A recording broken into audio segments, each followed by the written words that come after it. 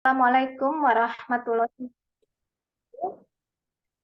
Alhamdulillahirabbil alamin. Segala puji dan syukur hanya milik Allah Subhanahu wa taala semata, karena hanya dengan nikmat dan karunia-Nya kita semua bisa berkumpul kembali siang ini untuk bersama-sama melakukan ibadah ya, yaitu mengikuti kajian tematik yang akan dibawakan oleh guru kita bersama. Dan siang hari ini khususnya untuk jamaah Majelis Taklim Robani. Mohon maaf sekali lagi di siang hari ini kita qadarullah karena memang masih belum bisa memberikan kajian tadabbur karena masih di tanah suci ya Ustadz Umar, maka sekali lagi ini kami ganti dengan kajian tematik yang insya Allah materinya kami harapkan bisa sangat bermanfaat ya, karena memang temanya bagus sekali. Kebetulan tadi saya diskusi pagi dengan Ustadz Doni dan Ustadz Doni memberikan usulan ini dan saya langsung setuju, kami langsung setuju karena temanya bagus dan insya Allah sangat bermanfaat untuk kita semua. Jadi tema kajian siang hari ini adalah sifat yang menutup pintu pertolongan Allah Subhanahu wa taala. Alhamdulillah telah hadir bersama kita semua, guru kita bersama yaitu Ustadz Doni Amir Sagaf.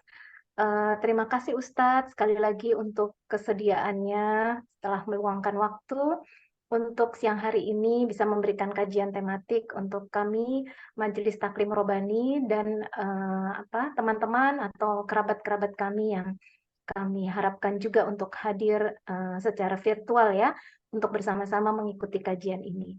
Oke, Ustadz, untuk mempersingkat waktu, kami persilahkan Ustadz Doni untuk memulai kajiannya. Tafadol, Pak Ustadz. Ya, terima kasih Bu Ari. Eh, Bismillahirrahmanirrahim, ibu-ibu yang dirahmati Allah dan juga bapak-bapak ya. Assalamualaikum warahmatullahi wabarakatuh.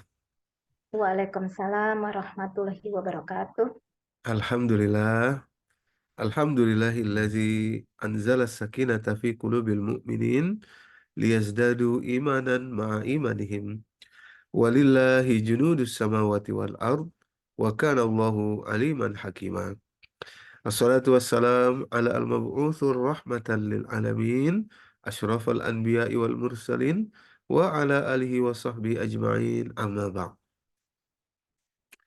Fayaqulullah ta'ala fi kitabihil karim a'udzu billahi minasyaitonir rajim. Bismillahirrahmanirrahim. Wa amma man bakhila wastaghna wa kazzaba bil husna fasanuyassiruhu lil usra. Sadaqallahul azim wa sadaqa rasuluhul nabiyul karim wa nahnu ala zalika minasyahidin wasyakirin amma ba'd. Ibu-ibu serta bapak yang dirahmati Allah, wabil khusus jamaah Majelis Taklim Rabbani. Alhamdulillah, segala puji bagi Allah, kita masih diberi hidup, kita masih diberi kesempatan untuk belajar. Itu artinya Allah memberikan peluang besar kepada kita untuk memperbaiki apa-apa yang mungkin selama ini masih keliru, salah dalam hidup kita. Kemudian untuk menambah apa-apa yang sudah benar, apa-apa yang sudah baik, agar hidup kita nanti di negeri akhirat, kampung halaman kita, hidup yang abadi nanti, kita betul-betul dalam keadaan yang penuh kesenangan, penuh kenikmatan, penuh kebaikan.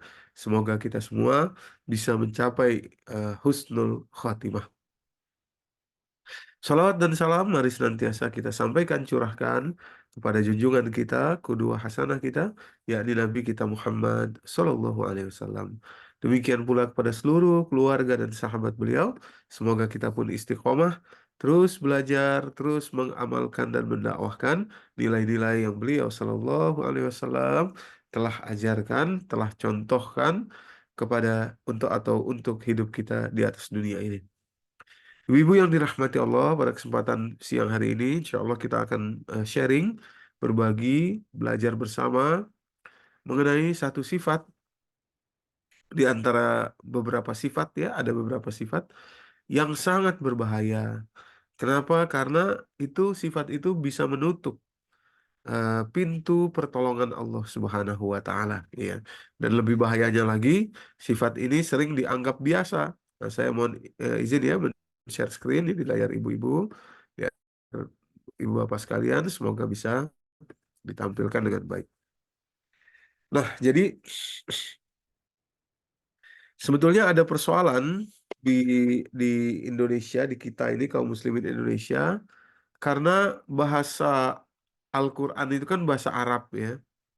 Sementara bahasa kita bahasa Indonesia. Nah, seringkali ada kosakata bahasa Arab itu yang disadur ke dalam bahasa Indonesia. Sayangnya, ketika disadur itu diambil atau kita pakai dalam sebagai bahasa Indonesia, beberapa maknanya itu terkurangi gitu. Jadi nggak full maknanya, nggak seperti aslinya dalam bahasa Arab. Banyak sebetulnya kata-kata yang gitu tuh, ya. Misalkan kata-kata munafik gitu. Munafik itu bahkan sampai-sampai sekarang tuh ada berbanding 180 derajat itu anunya terbaliknya gitu. Orang kalau nggak mau berbuat dosa, kalau nggak mau diajak bermaksiat, temennya bilang alah munafik loh gitu, kira-kira begitu. Jadi munafik dari arti yang sebenarnya tuh jadi 180 derajat keliru gitu. Padahal artinya nggak gitu. Gitu juga mungkin kata-kata syukur. Ya, syukur gitu juga. Syukur itu banyak dipakai dalam bahasa Indonesia tapi agak beda artinya. Jadinya agak agak apa bukan agak lagi ya, tidak sama gitu. Misalkan syukuran gitu ya. Apakah syukur adalah syukuran? Belum tentu gitu. Apalagi syukurin. Syukurin. Kalau syukurin itu udah beda banget gitu ya. Nah, nggak sama gitu ya. Nah, banyak lagi kata-kata yang lain itu. Ikhlas misalkan. Itu juga. Udah seikhlasnya deh gitu. Seikhlasnya tuh maksudnya ya semaunya orang itu gitu misalkan gitu ya, atau tidak beratnya gitu. Padahal ikhlas tuh bukan itu artinya. Nah, jadi banyak kata-kata di dalam bahasa Indonesia, dalam bahasa Arab yang disadur ke bahasa Indonesia, kemudian artinya berkurang. Itulah juga sebabnya kenapa ada seorang ulama besar di India, nama beliau adalah Abul A'la Al-Maududi, ya, Imam Abul A'la Al-Maududi itu. Beliau itu pernah mengarang kitab yang isinya cuma membahas 4 kosakata dalam bahasa Arab. Tuh, yaitu kata-kata itu adalah kalau saya tidak salah ingat ya, ilah, rob, ibadah, terus satu lagi itu din, ya. Ilah, rob, ibadah, dan din. Nah, itu khusus cuma membahas 4 kata itu.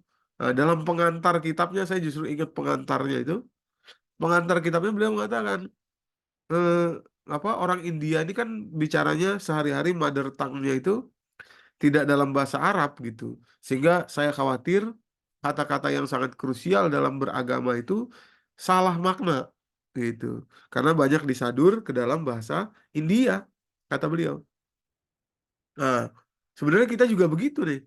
Ya, banyak kata-kata dalam bahasa Arab tuh tersadur ke bahasa Indonesia tanpa sadar maknanya terkurangi, dan itu sayang atau ironisnya adalah kata-kata yang sangat penting, krusial dalam beragama. Salah satunya siang hari ini kita bahas kata-kata bakhil. Nah, bakhil ini kalau kalau kita nggak buka makna sesungguhnya, ya, boleh jadi atau besar kemungkinan hanya diartikan orang yang pelit, nggak mau ngasih gitu ya, nggak mau ngasih duit. Nah, itu atau harta gitu ya, bakhil tuh. Padahal ternyata nggak cuma itu gitu, banyak lagi hal-hal yang terkait dengan bakhil itu. Bahkan bakhil itu justru banyak yang bukan harta, bukan kekayaan gitu, bukan duit, bukan uang gitu. Nah, maka itu penting untuk kita buka. Karena apa? Karena bakhil itu, ibu-ibu, bapak-bapak yang dirahmati Allah, itu menutup pintu pertolongan Allah. Nah, bakhil itu. Mana dalilnya? Nah, tadi saya bacakan di awal, Quran surat Al-Lail, surat 92, ayat 8, 9, dan 10. Nah, eh, apakah mau dibacakan terjemahnya mungkin Bu Ari atau ibu-ibu? Boleh Pak Ustadz, surat Silakan. Al-Lail ya. Ya. Ini kebetulan untuk yang di PA 30 nih baru kelar Oh iya. Udah familiar banget ini dengan ayat ini, ayat 8, 9, 10 ya. Oh iya, Baik, Lail ya, betul ya. Silakan Bu. ya. A'udzubillahi minasyaitonirrajim. Terjemahan surat Al-Lail ayat 8, 9, dan 10.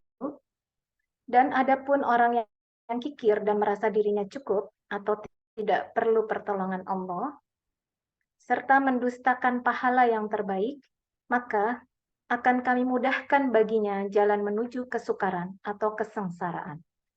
Maha benar Allah dengan segala firman-Nya. Wah, terima kasih Bu Ari. Jadi luar biasa nih Ibu-ibu. Eh, saya ambil ayat 10-nya dulu ya. Fasanuyassiruhu lil usra. Kami akan mudahkan masuk dalam kesengsaraan. Itu. Kami akan mudahkan masuk dalam kesulitan gitu. Jadi nggak usah dimudahkan masuk dalam kesulitan aja udah nggak enak gitu ya. Apalagi dimudahkan masuk dalam kesulitan itu kan bahaya betul itu, gitu kan? Kami akan mudahkan fasanu yasir diambil dari kata yasir mudah gitu ya gampang masuk dalam usra. Usra itu kesulitan, kesempitan, kesengsaraan gitu. Jadi ada sifat yang membuat orang mudah masuk dalam kesulitan. Orang justru pengen menghindari kesulitan, tapi karena adanya sifat itu, jadi mudah terjerumus masuk dalam kesengsaraan. Apa sifat itu? Nah, kalau kita perhatikan ibu-ibu, ada wawu a'tof di situ ya, wawu yang merupakan kata sambung di wawu a'tof gitu ya. A'tof itu ada dua, ada a'tof bayan, ada a'tof nasak. Nah, itu ya. Nah, ini wawu a'tof namanya. Apa apa a'tof bayan? A'tof bayan itu penjelasan. Ya, jadi kalau nasak itu adalah setimbang gitu ya. Setimbang itu misalkan eh, apa sholat dan zakat. Biasanya kalau dalam satu kalimat itu ada wawunya, wawu a'tof tuh. A'tofnya a'tof nasak namanya. Jadi aqimis sholah wa atuz zakah. Dirikanlah sholat dan tunaikanlah zakat. Tunaikan zakat itu bukan penjelasan dari sholat, bukan. Atau bukan turunan dari sholat, tapi adalah setimbang, sama gitu. Tapi nggak boleh dipisah. Makanya ada wawu a'tofnya. Nah, kalau wawu a'tof yang ini, wawu a'tof bayan namanya. Apa itu bayan? Bayan itu menjelaskan kesambungannya dari yang sebelumnya. Atau kira-kira boleh disebut akibat. Nah, jadi sebab akibat lah kira-kira gitu ya. Jadi wa amma mambakhila. Adapun orang yang bakhil. Nah, nanti kita buka bakhil itu apa. Karena kok segitunya bakhil sampai fasanu yasiruhu lil usra. Kami mudahkan dia masuk dalam kesengsaraan gitu ya.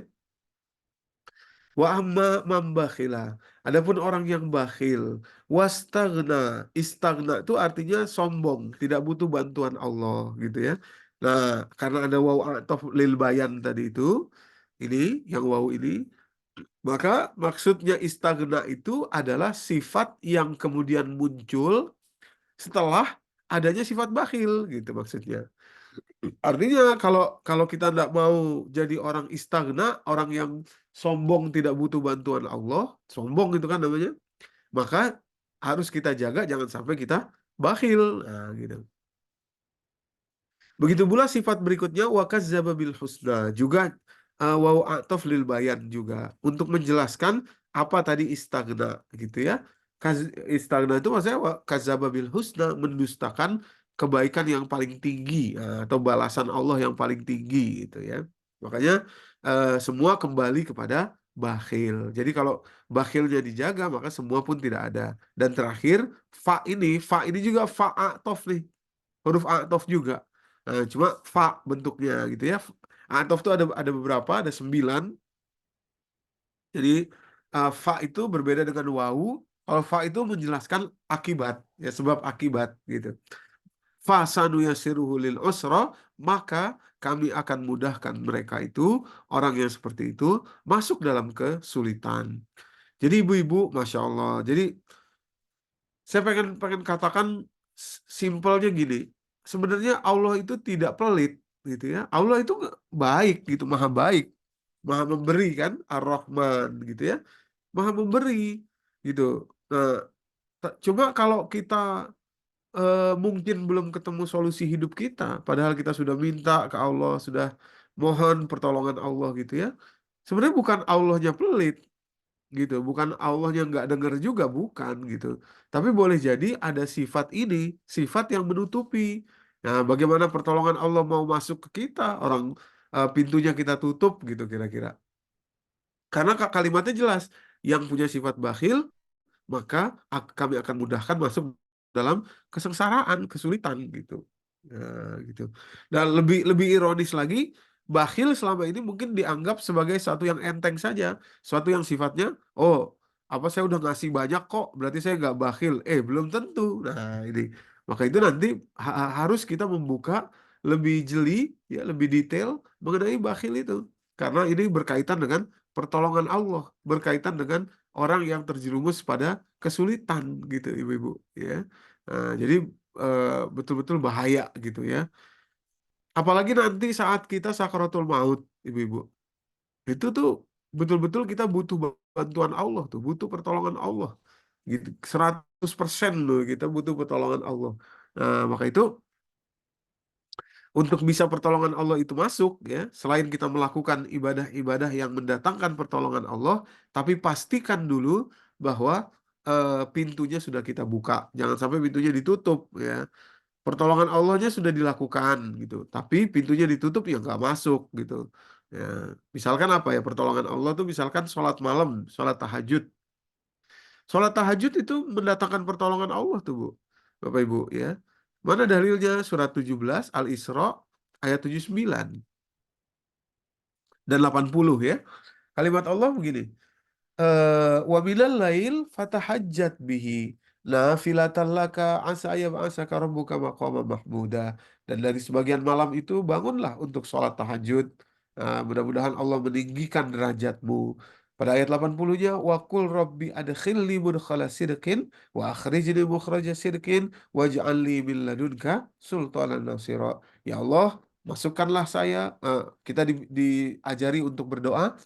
Ya Allah, masukkanlah saya ke tempat masuk yang baik pada saat atau waktu yang tepat, serta keluarkanlah saya pada waktu yang baik di tempat yang tepat yang baik juga, gitu ya. Nah, para mufasir mengatakan salah satunya maksud itu adalah ketika sakaratul maut. Ya, ketika sakaratul maut kan kita keluar dari tubuh ini kan. Nah, jadi keluarkanlah saya dengan keadaan yang baik, itu akhrijni mukhraja sidqin. Nah, itu.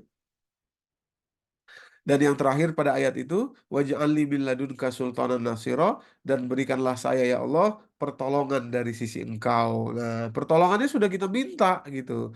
Sudah sholat malam, doa, baca itu, tapi pastikan juga bahwa pintu untuk masuk ke untuk pertolongan itu bisa masuk sudah kita buka. Nah, itu maksud saya, Bu. Dan supaya nanti pertolongannya betul-betul bisa kita dapati, bisa kita masuk gitu ya. Bisa masuk ke dalam diri kita karena sangat kita butuhkan. Oke.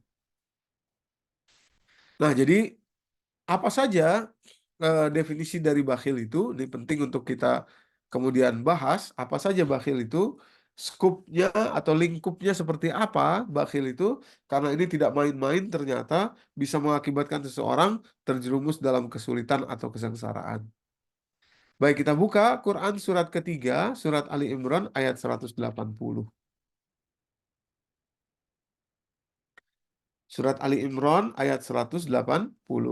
Nah, nanti di ayat ini Bu, ya mungkin sebelum nanti kalau boleh dibacakan juga Bu Ari, sebelum Boleh itu saya ya, bacakan? sebelum sebelum dibacakan saya ingin jelaskan nanti di terjemahan tuh biasanya diartikan sayuto waku nama bakhilu bihi itu diartikan akan kami kalungkan harta. Nah, itu sebetulnya eh, tidak tepat ya, tidak tepat, terjemahan itu nggak tepat karena terjemahan itu terlalu berasumsi, berasumsi itu harta.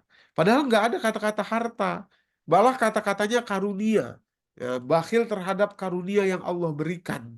Lah, karunia Allah itu kan bukan cuma harta, gitu. Nah, nanti kita buka dalil tambahan, dalil berikutnya untuk menguatkan. Jadi orang bakhil itu ternyata bukan hanya pada harta. Tapi terjemahan bahasa Indonesia sayang sekali berasumsi bahwa itu harta. Padahal nggak ada kalimat harta tuh nggak ada.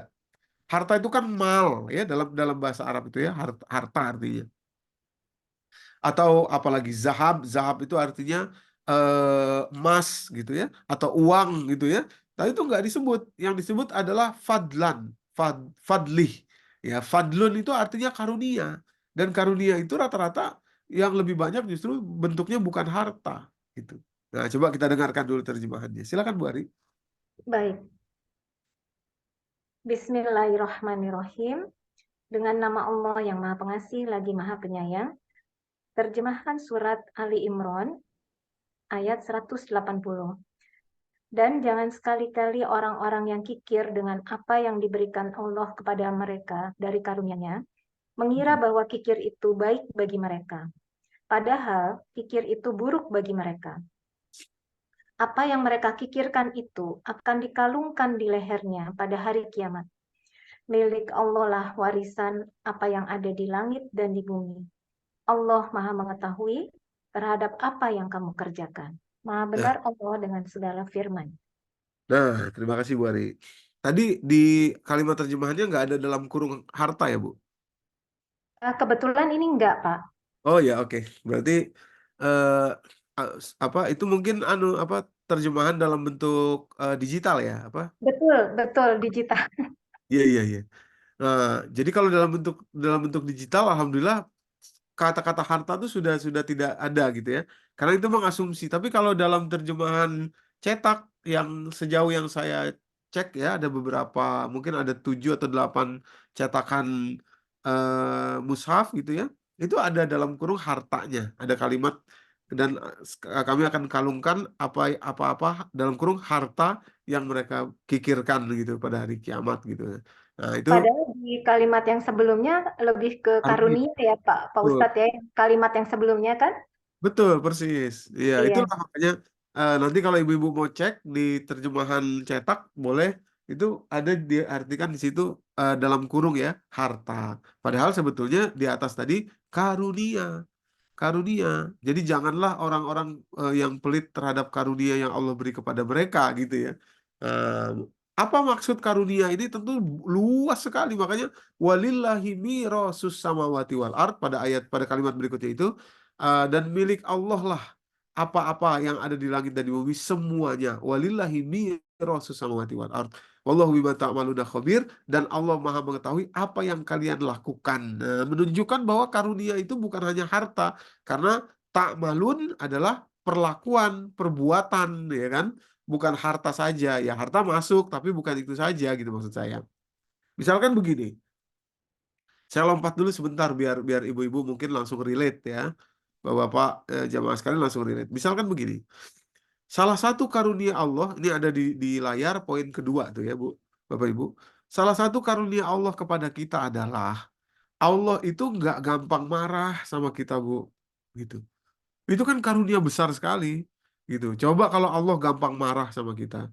Salah dikit marah Allah misalkan. Waduh, bisa ditimpain gunung kita nih. Gunung diangkat dijatuhin di kepala kita.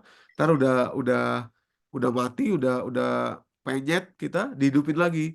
Begitu hidup matiin lagi gitu ya. Untuk nunjukin bahwa Allah itu marah gitu. Nah, itu kan karunia besar Allah sama kita. Padahal kalau diukur-ukur dengan apa kemaksiatan kita, kedurhakaan kita, kesombongan kita sudah lebih dari cukup, sudah lebih dari layak untuk Allah marah sama kita. Tapi Allah tidak gampang marah sama kita. Nah, kalau Allah memberi karunia-Nya begitu, Allah tuh nggak gampang marah sama kita, lantas kita gampang marah sama orang, nah itu artinya kita bakhil, Bu. Itu maksudnya. Karena karunia yang Allah beri sama kita, tapi kita tidak memberikan karunia itu kepada orang lain gitu. Orang salah dikit aja langsung kita pokoknya eh, maksimal gitu. Gampang marah gitu. Kurang dikit atau apa gitu ya. Di apa dimaki-maki atau apa itu artinya itu orang bakhil, itu bakhil kenapa? Karena Allah saja tidak gampang marah sama dia. Allah saja kasih waktu bagi dia untuk dia mengerti, untuk dia belajar, untuk dia apa gitu kan ya. Nah, jadi kalau Allah gampang marah sama kita, sudah habis kita dari dulu. Itu karunia besar. Nah, gitu ya. Ini supaya langsung relate nih, saya lompat dulu. Sekarang kembali lagi ke awal supaya runtut ya, Ibu. Jadi bakhil itu sebetulnya terhadap apa bakhil itu? Terhadap karunia. Dan karunia Allah bukan cuma harta. Ini penting supaya kita tidak keliru karena sifat bakhil bisa menutup pintu pertolongan Allah. Orang nanti kalau keliru dia pikir dia sudah baik-baik saja, padahal dia bakhil gitu kan. Nah, ketika dia cari pertolongan Allah, dia butuh pertolongan Allah, dia nggak dapat gitu ya. Dia bingung. Ada lagi yang sampai menyalahkan Allah, sampai suuzon sama Allah gitu ya. Ya kira-kira gini kalimatnya. Ya. Saya udah sholat malam, saya udah ini, saya udah itu. Kok rasanya susah pertolongan Allah buat saya gitu ya. Sebenarnya bukan susah, jangan-jangan memang pintunya tadi masih kita tutup ya. Baik. Nah, jadi bakhil itu ada dua. Yang pertama, Bu, karena karunia tadi ya di apa didefinisikan kira-kira ada dua setidaknya. Pertama, bakhil dalam soal harta. Tentu saja harta itu kan karunia Allah juga pemberian kepada kita kan. Misalkan dalam surat Al-Fajr surat 89 ya, ayat yang ke-15. Fa'amal insan izama betalahu rabbuhu fa'akramahu wa na'amahu fayaqulu rabbi akraman. Ayat 16-nya wa amma izama betalahu faqadara alaihi rizqahu. Nah, gitu ya. Jadi rizki juga masuk gitu ke dalam bentuk pemberian Allah. Demikian pula selain rizki seperti kemuliaan, kenikmatan, kemudahan dan lain sebagainya. Nah, oke, sekarang kita harta dulu. Apa yang dimaksud dengan bakhil dalam segi harta, Ibu-ibu? Nah, ini bukan zakat ya, bukan membayar zakat. Kalau zakat itu wajib. Nah, kalau zakat itu wajib. Kalau orang nggak bayar zakat gimana? Kalau orang nggak bayar zakat tuh hukumnya tuh kalau menurut Sayyidina Abu Bakar As-Siddiq radhiyallahu anhu, hukumnya tuh keluar dari Islam. Sampai oleh beliau tuh diperangi orang yang nggak bayar zakat itu. Nah, jadi ini bukan zakat. Kalau zakat tuh udah wajib. Kalau nggak dibayar, menurut Sayyidina Abu Bakar kafir itu kira-kira begitu. Nah, tapi yang dimaksud di sini bakhil dalam harta itu adalah tidak mengeluarkan hak ya hak di dalam harta kita kepada orang yang meminta dan orang yang tidak bisa meminta. Nah, surat 70 Al-Ma'arij ayat 24 dan 25. Nah, silakan mungkin dibacakan lagi Bu Ari. Baik Ustadz, surat Al-Ma'arij ya, Surat 70 surat ke-70 ayatnya adalah 24 ya, ya dan dan 25. 25. Oke, Bismillahirrahmanirrahim. Dan orang-orang yang dalam hartanya disiapkan bagian tertentu bagi orang miskin yang meminta dan yang tidak meminta. Iya, terima kasih Bu. Jadi di dalam hartanya itu disiapkan bagian yang Allah sebut sebagai hak. Nah, hakum maklum lisa wal mahrum. Asnafnya juga bukan asnaf zakat ini. Kalau asnaf zakat kan ada 6 ya. Kalau ini bukan dua asnafnya, yaitu siapa?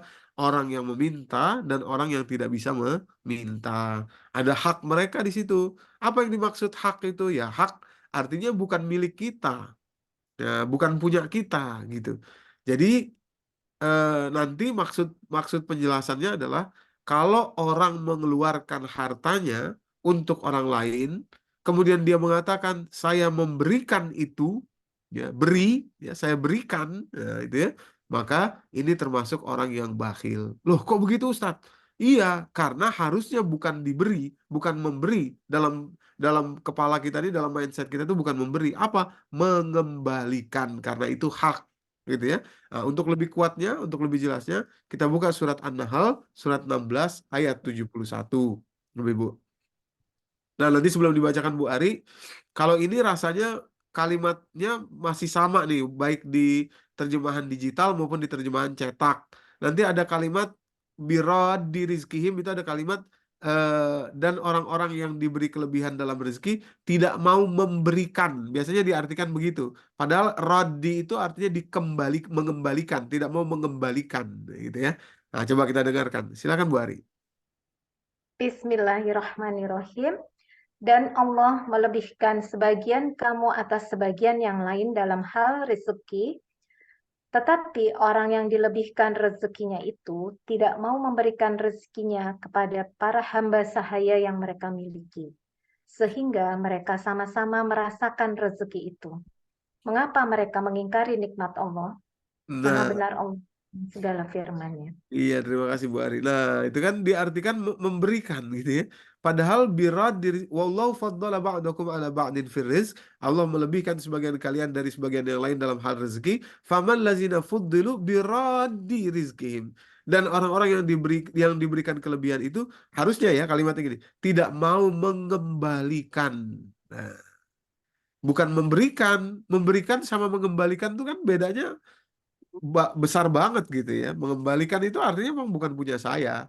Tapi kalau memberikan itu artinya punya saya gitu kan. Beda banget itu. Harusnya apa? Harusnya mengembalikan. Nah, coba satu ayat kita ambil dari Al-Qur'an ya, yang ada kata-kata rodinya nih, Bu. Nah, mohon dibacakan lagi, Bu. Surat 6 ayat 62 ada kalimat begini. Summa ruddu, ruddu itu sama artinya mengembalikan. Harusnya di surat An-Nahl tadi diartikan mengembalikan. Kenapa? Karena di sini pun diartikan mengembalikan. Surat Al-An'am ayat ke-62. Ya, Ya, baik. siap. Terjemahan surat Al-An'am ayat 62.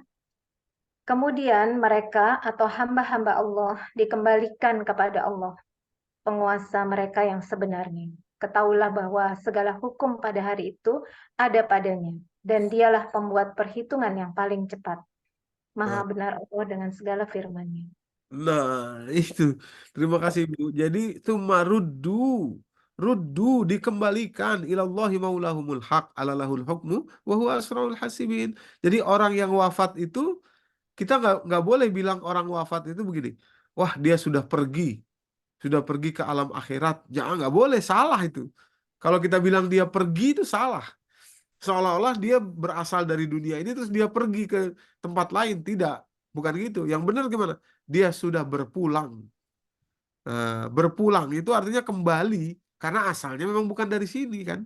Nah, ruddu kalimatnya ruddu, tsumma ruddu, kemudian dia dikembalikan ilallah kepada Allah, maulahumul haq, penguasa yang sebenarnya, penguasa dia yang sebenarnya. Nah, gitu. Jadi harusnya terjemahan tadi surat Al-Nahl tadi surat 16 ini ayat 74 ini ayat 71 ini Bapak Ibu harusnya diartikan mengembalikan. Mengembalikan. Nah, kalau seandainya diartikan mengembalikan aja, itu sudah enak itu menjelaskannya itu. Kenapa kok mengembalikan gitu? Karena memang itu adalah hak dari mereka yang meminta maupun yang tidak meminta, bukan milik kita. Ya, gitu. Jadi yang ini bikin perangkap lah kira-kira begitu ya. Seolah-olah orang tuh kalau dia mengeluarkan hartanya dia pikir, oh itu saya yang ngasih tuh. Itu pemberian saya itu. Itu milik saya dulu saya berikan. Kalau bukan saya dulu yang ngasih siapa? Kalau kalau ini dulu saya yang mulai saya. Padahal itu salah gitu ya. Harusnya mengembalikan gitu. Maka nanti kalau kita buka lagi misalkan surat 76, surat Al-Insan ayat ke berapa? 9 ya. 8 apa 9? 8, 9, 10. Mungkin boleh kita bacakan Bu Ari. Orang-orang yang masuk surga, mereka itu hamba-hamba Allah itu ciri-cirinya adalah mereka memberi dan tidak mau atau tidak butuh diucapkan terima kasih dan tidak butuh dikembali apa diperlakukan baik, tidak butuh mereka itu. Nah, gitu. Coba Ya, kita dengarkan Bu ayat ya 8 8, 9, 10 ya. Terjemahan surat Al-Insan ayat 8, 9, dan 10. Dan mereka memberikan makanan yang disukainya kepada orang miskin, anak yatim, dan orang yang ditawan, sambil berkata, sesungguhnya kami memberi makanan kepadamu hanyalah karena mengharapkan keridhaan Allah. Kami tidak mengharap balasan dan terima kasih dari kamu. Sungguh, kami takut akan azab Tuhan pada hari ketika orang-orang berwajah masam, penuh kesulitan. Maha benar Allah dengan segala firman. Nah, terima kasih Bu. Jadi itulah ciri orang yang benar itu dia apa memberikan sesuatu itu mengatakan la nuridu minkum jazaan wala syukura inna nakhafu min rabbina yauman abusan qamtarira. Nah, baru nanti pada lanjutan ayatnya fawaqahumullahu syarra zalikal yaumi wa laqahum nadratan wa surura. maka karena niatnya tadi itu benar, artinya dia betul-betul memberi dan tidak mengharapkan terima kasih dan tidak harap balasan, maka Allah apa Allah eh, eh, apa Allah jauhkan dia ya dari azab pada hari itu, atau Allah lindungi dia dari azab pada hari kiamat itu. Karena apa? Karena dia berprinsip yang benar tadi itu, yaitu mengembalikan. La nuridu minkum, kami tidak inginkan dari kalian jazaan wala syukura, balasan dan tidak pula butuh diucapkan terima kasih. Gitu. Nah, yang bisa melakukan itu adalah orang yang bermindset bahwa harta itu memang bukan punya dia, tapi hanya dititipi saja kepada dia dan dia mengembalikan. Nah, itu. Jadi maksud saya ketika orang mau mengeluarkan hartanya dalam soal harta, tapi paradigmanya di dalam mindsetnya dia merasa itu adalah dia yang memberi, punya dia, kemudian dia kasih gitu, nah itu masih bakhil itu namanya. Ibu, dirahmati Allah. Masih bakhil. Justru yang tidak bakhil tadi adalah ketika dia tahu bahwa itu adalah hak orang lain yang hanya dititipi saja pada dirinya, dia mengeluarkan. Gitu. Kalau kamu mau bilang terima kasih ya enggak apa-apa, nggak bilang terima kasih nggak apa-apa juga, saya nggak butuh kok. Dibales juga nggak butuh balas. Pokoknya saya ingin mengembalikan saja.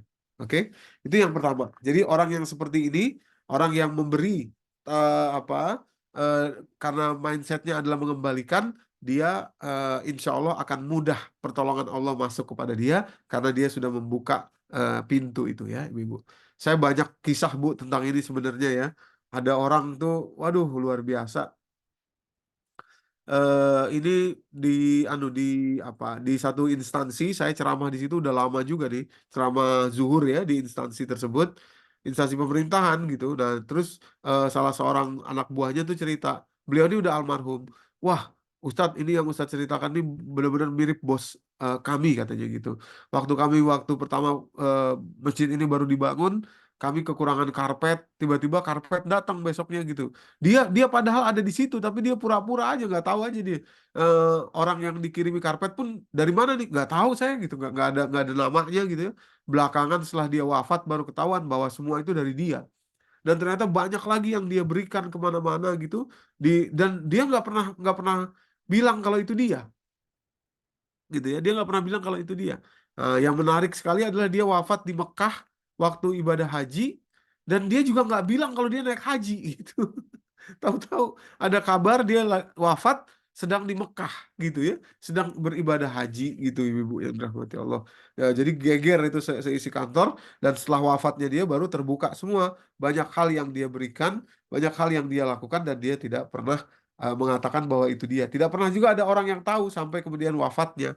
Wafatnya tahunya dari mana ya? Itu tadi begitu satu udah ketahu, satu udah kebongkar, kebongkar lagi yang lainnya, rupanya itunya adalah dia gitu ya.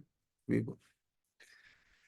Oke, itu yang pertama dari soal harta ya. Jadi orang bakhil dalam harta itu adalah orang yang mengeluarkan harta tapi dia merasa itu dia yang memberi. Bagaimana kalau tidak memberi? Wah, itu bukan bakhil lagi, tapi sudah tadi ya, kalau nggak mau mengeluarkan zakat itu sudah eh, apa levelnya sudah kufur. Oke, sekarang yang kedua Bu, sisi yang kedua. Bakhil dalam hal non materi atau bukan harta ya. Bagaimana cara kita menganalisisnya? Nah, ini dalam surat Al-Baqarah, surat kedua, ayat 195 ya. Silakan, mungkin mau dibacakan lagi Bu, surat Al-Baqarah 195. Ini yang poin kedua ya Pak Ustadz ya. Iya, poin kedua. Ini bakhil dalam non materi ya. Baik. Ayat 195 surat Al-Baqarah ya. Iya. Terjemahannya adalah, dan infakkanlah hartamu di jalan Allah, dan janganlah kamu jatuhkan diri sendiri ke dalam kebinasaan dengan tangan sendiri, dan berbuat baiklah. Sungguh Allah menyukai orang-orang yang berbuat baik. Maha benar Nah, Allah dan segala firman. iya, terima kasih Bu Ari. Jadi, nah dalam ayat ini Bu, mohon perhatian baik-baik ya. Kita masuk sedikit ke kaidah tafsirnya. Ini adalah waw a'tof juga. Tadi, saya katakan a'tof itu ada berbagai macam hurufnya. Yang paling banyak adalah waw.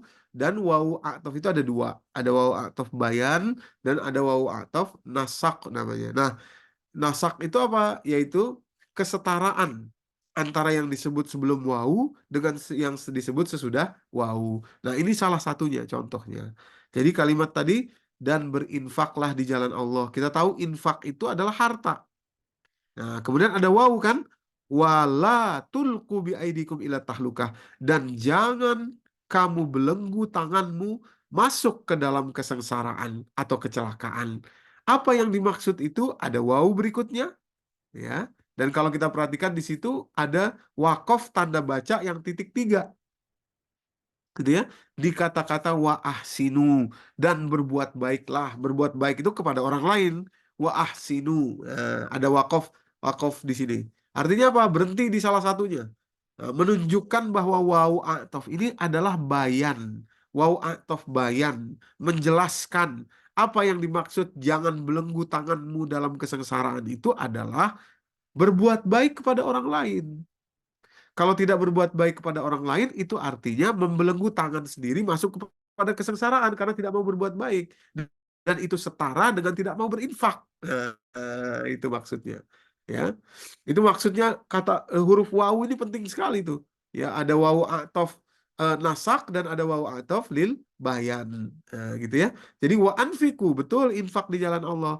Nah, dan jangan kamu belenggu tanganmu masuk dalam kesengsaraan. Maksudnya apa? Berbuat baiklah kepada orang lain. Bahkan ayat ini ditutup dengan kalimat Innallaha yuhibbul muhsinin. Allah mencintai orang-orang yang berbuat kebaikan, muhsinin. Nah, gitu ya. Jadi boleh atau bisa kita katakan perbuatan baik kepada orang lain itu sama dengan infak. Nah, sama dengan infak, ya, mengeluarkan harta, ya, sama. Artinya kalau tidak mau berbuat baik kepada orang lain sama dengan bakhil tadi. Kenapa? Karena memang bakhil itu bukan hanya pada karunia berupa harta saja, ya. Ada bakhil yang non harta atau non materi. Nah, ini dia. Nah, jadi dari sini baru kita mudah untuk menganalisis, sudah jelas pisau bedahnya untuk membedah ayat-ayat di dalam Al-Quran, mengetahui apa saja ciri orang yang muhsinin atau yang berbuat baik itu. Sehingga dari situ kita mengerti kalau lawannya atau tidak berbuat seperti itu artinya bakhil. Nah, gitu ya. Kenapa? Karena Allah memberikan perbuatan baik itu kepada dia, tapi dia tidak mau membaginya. Kira-kira begitu. Apa saja dia setelah tahu muhsinin ini? Apa saja ciri-ciri muhsinin, dan artinya kalau tidak seperti itu maka termasuk dalam kebakhilan. Nah, ayat pertama yang akan kita kupas, yang akan kita buka adalah surat Ali Imran ayat 134. Nanti di ujungnya itu ada kalimat wallahu yuhibbul muhsinin. Di sini terdapat tiga kriteria, ya. Tiga kriteria orang yang berbuat baik. Artinya kebalikannya adalah orang yang bakhil, ya. Silakan Bu kalau mau dibacakan. Baik Ustadz. Ya. Bismillahirrohmanirrohim. Surat Ali Imran ayat 134, yaitu orang-orang yang berinfak baik di waktu lapang maupun sempit, dan orang-orang yang menahan amarahnya dan memaafkan kesalahan orang lain. Dan Allah mencintai orang yang berbuat kebaikan. Maha benar Allah dengan segala firman-Nya. Nah, terima kasih Bu Ari. Jadi ada tiga ciri di sini orang yang berbuat baik, muhsinin. Apa saja? Yang pertama, allazina yunfiquna fis-sarra wad-dharra. Orang yang menginfakkan hartanya baik di waktu lapang maupun di waktu sempit. Artinya apa? Dalam kajian kita siang hari ini, orang kalau infaknya itu ada maunya saja, atau bolehlah disebut dalam waktu tertentu saja, tuh waktu waktu tertentu tuh bukan seperti misalkan hari Jumat, bukan gitu, tapi waktu yang sesuai hajatnya dia saja, gitu ya. Nah, itulah bakhil. Misalkan contoh gini, ada orang mau infak. Kenapa dia mau infak? Dia mau panggil anak yatim misalkan, gitu ya, untuk diberi santunan misalkan. Kenapa? Karena dia punya hajat, pengen sembuh sakit misalkan, gitu ya, atau pengen operasi misalkan, gitu ya. Apa nggak boleh tuh? Boleh, ya. Surat kelima ayat 35 itu ya. Surat kelima, surat Al-Maidah ayat 35. Silahkan cari wasilah, ya, menuju Allah. Jadi boleh ambil wasilah. Atau boleh juga kita bacakan Bu surat Al-Maidah ayat 35, ya, wasilah. Surat Al-Maidah atau surat kelima ayat 135 ya Pak Ustadz. Bukan ayat 35, Bu. Sorry, sorry. Ayat 35. Iya. Oke. Bismillahirrahmanirrahim. Wahai orang-orang yang beriman, bertakwalah kepada Allah dan carilah wasilah atau jalan untuk mendekatkan diri kepadanya. Dan berjihadlah atau berjuanglah di jalannya agar kamu beruntung. Maha Nah, benar dengan segala firman. iya, terima kasih Bu Ari. Jadi boleh cari wasilah menuju Allah tuh, misalkan tadi mau infak buat anak yatim misalkan gitu ya, atau buat apa gitu misalkan gitu ya. Nah, wasilah untuk apa? Pengen sembuh sakit, boleh, boleh. Tapi ingat, setelah itu didapatkan, setelah tujuan tadi yang dimau itu sudah diberi oleh Allah, jangan lantas lupa. Kalau lupa itu berarti kembali kepada poin yang ini, yang mau ada maunya saja gitu maksudnya ya. Fisaro wadoro gitu. Baik di masa lapang maupun di masa sempit, kita tetap berinfak. Nah, ibu-ibu, bapak yang dirahmati Allah, yang mesti kita perhatikan tuh Allah tidak pernah minta jumlahnya berapa, gitu ya. Nggak peduli mau besar mau kecil nggak apa-apa, terserah aja. Kalau lagi ada ya silahkan besar, umpamanya gitu ya. Tapi kalau lagi nggak punya kecil ya silahkan. Tapi terus kita tetap berinfak supaya apa? Supaya terjaga dari kebakhilan. Nah, orang kalau ada maunya saja, terus infak sudah selesai sudah itu lupa. Nah itu berarti kalau kata pepatah tuh ada udang di balik bakwan gitu kira-kira begitu ya. Karena ada maunya saja. Berarti untuk dia aja gitu, pengennya dia aja gitu. Nah, itulah yang disebut dengan bakhil. Padahal maksud saya gini, padahal Allah itu nggak lihat-lihat memberikan karunia kepada kita tuh nggak lihat-lihat maksudnya tetap Allah berikan karunia juga kepada kita, walaupun kita dalam kondisi yang tidak taat sama Allah, masih bisa bernafas juga, masih diberikan hidup juga, gitu kan ya. Nah, jadi kalau Allah saja segitu baiknya sama kita, masa kita pakai ngitung-ngitung gitu kira-kira gitu. Bukan ngitung jumlah ya, tapi waktu. Ya, kalau jumlah silahkan, jumlah sedikit, banyak itu nggak ada masalah. Tapi waktunya itu tetap continue, jangan cuma sekedar karena ada maunya saja lah, kira-kira begitu. Nah, Kalau itu di nanti. saat kampanye ya Pak Ustadz ya. Betul. Persis, persis, persis. Ya, jadi kalau pas lagi ada maunya, waduh, semua dikasih. Begitu udah dapat aja, boro-boro diingat gitu ya. Nah, itu bakhil itu. Karena dia memang ada tujuannya gitu ya, buat dia sendiri. Oke, yang kedua, wal kadhiminal ghaiz. Dan orang yang berbuat baik itu, muhsinin itu adalah orang yang menahan marah. Ya. Menahan marah itu artinya nggak kelihatan marahnya, Mak. Dia ada marahnya tentu saja ya, namanya juga manusia kan. Tapi dia tahan, dia telan marahnya itu nggak kelihatan lagi. Nah, itulah orang yang berbuat baik sama orang lain gitu, nggak gampang marah gitu. Nah, kalau orang gampang marah berarti itu bakhil. Ya sederhana aja tadi saya katakan di awal tadi, Allah aja nggak gitu sama kita. Allah aja nggak gampang marah. Allah saja menahan marahnya sama kita, padahal kita ini udah kayak apa gitu. Kita sendiri tahulah siapa kita ini kan gitu ya. Tapi Allah tahan marahnya itu sama kita, ditunggu ya. Kira-kira nanti biarin deh, biar dia taubat nanti. Biarin aja, biarin. Berikan waktu dia. Saya mudah-mudahan dia bertaubat. Ya mudah-mudahan dia ingat gitu misalkan gitu ya. Jadi Allah gak gampang kasih marah sama kita. Nah, kalau kita gampang marah dikit-dikit sedikit aja marah, ada lupa sedikit marah, tersinggung sedikit marah, tersinggung sedikit marah gitu ya. Pokoknya mau meluapkan marah aja. Wah, itu bakhil itu. Kenapa? Karena Allah saja segitu baiknya sama Anda, sama kita. Masa kita begitu sama orang lain gitu ya. Jadi kalau kita mampu menahan, bukannya nggak marah ya, tapi menahan gitu ya. Menahan, jangan terlalu mudah lah. Kira-kira sumbunya dipanjangin dikit lah, jangan pendek-pendek amat gitu sumbunya gitu ya. Dikit aja langsung aduh itu langsung aduh marah gitu ya. Nah, semakin semakin tidak mudah marah itu semakin bagus. Nah, ada satu hadis Nabi SAW, la tagdob, la tagdob, la tagdob, walakal jannah. Janganlah marah, janganlah marah, janganlah marah, nanti kamu dapat surga. Nah, gitu. Kenapa ya? Karena marah itu yang tersiksa diri kita sendiri, ibu-ibu ya. Itu hormon kortisolnya tiba-tiba naik gitu ya, detak autonomic nervous systemnya itu namanya sympathetic nervous systemnya langsung bekerja. apa detak jantungnya jadi lebih cepat gitu ya, pencernaan jadi terhambat, kemudian saliva atau liur di dalam apa rongga mulut dan apa rongga pencernaan kita jadi berkurang gitu ya. Kemudian apa namanya respiratori atau paru-paru kita jadi sempit gitu. Jadi banyak banget itu dampak buruknya gitu ya, sympathetic nervous system. Nah, kalau tidak marah maka ke parasympathetic nervous system, nah, gitu ya. Jadi tenang, detak jantungnya tenang gitu ya. Semuanya baik, hormon kortisolnya terkendali gitu ya. Dengan mudah bisa bahagia gitu, dengan mudah enak gitu ya. Nah, gitu. Oke, poin ketiga, wal afina anin nas. Ya, jadi orang yang muhsinin, orang yang mudah memaafkan orang lain.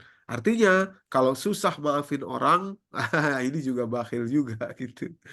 Gitu ya. Susah memaafkan orang lain itu bakhil juga tuh.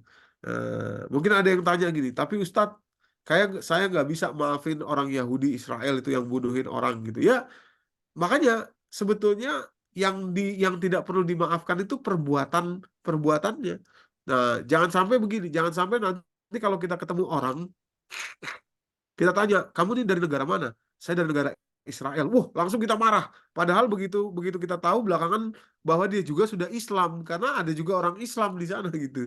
Jadi nggak bisa semuanya juga. Jadi perlakuannya itu yang dikutuk sehingga orang-orang yang berlaku seperti itu harus dihukum tentu saja.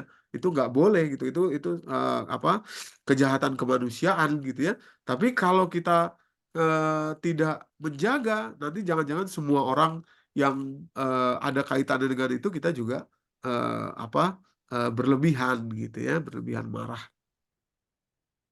Jadi apalagi kalau dia sudah minta maaf dan betul-betul menunjukkan apa kemaafannya. Tentu ini bukan bukan soal Yahudi ya. Kalau Yahudi kayaknya berkali-kali tetap begitu juga dia gitu. Nah, kecuali kalau nanti dia betul-betul minta maaf ya kita harus juga berani, harus juga bisa gitu ya. Tapi kayaknya dia nggak bakal sih kayaknya. Nah, misalkan ini orang sekitar kita umpamanya gitu ya, atau di dekat kita gitu. Kalau sudah minta maaf, kalau sudah menunjukkan ingin berbaikan gitu dan lain sebagainya, sudahlah maafkan saja. Karena nanti kita pun butuh maaf Allah gitu kan. Dan Allah itu kan maha pemaaf banget sama kita itu. Luar biasa maafnya Allah sama kita. Bayangin kalau Allah sulit memaafkan kita, apa bisa kita berharap surga ini? Apa bisa kita optimis dapat masuk surga? Gitu. Orang kesalahan kita banyak sekali, ibu-ibu, ya, bapak-bapak. Jadi Allah saja segitu baiknya sama kita, gampang memaafkan gitu ya. Kalau orang tobat tobat itu sampai di dalam Riyadus Shalihin itu ada hadis kan tentang 90 orang yang bunuh 99 orang itu, terus dia genapi jadi 100 orang itu, tapi tetap karena dia pengen tobat oleh Allah diterima tobatnya itu, padahal dia belum berbuat amal soleh apa-apa gitu ya. Baru hari itu dia pengen tobat terus wafat gitu ya. Nah, kemudian begitu diukur apa jaraknya ke kampung tobat sudah sudah lebih dekat ya daripada kampung tempat dia membunuh yang lalu gitu. Nah, dia bisa diterima taubatnya oleh Allah gitu ya. Jadi sulit memaafkan adalah bakhil, Bapak Ibu ya. Kalau mudah memaafkan, nah, insya Allah nanti pertolongan Allah pun mudah datang kepada kita. Gitu. Oke, ayat berikutnya yang akan kita kupas ya terkait juga perbuatan baik kepada orang lain masih di surat yang sama, surat Ali Imran. Sekarang ayat 147 dan 148 ya. Nanti kalimat muhsininnya ada di ayat 148-nya. Silakan Bu Ari kalau mau dibacakan. Baik Ustadz.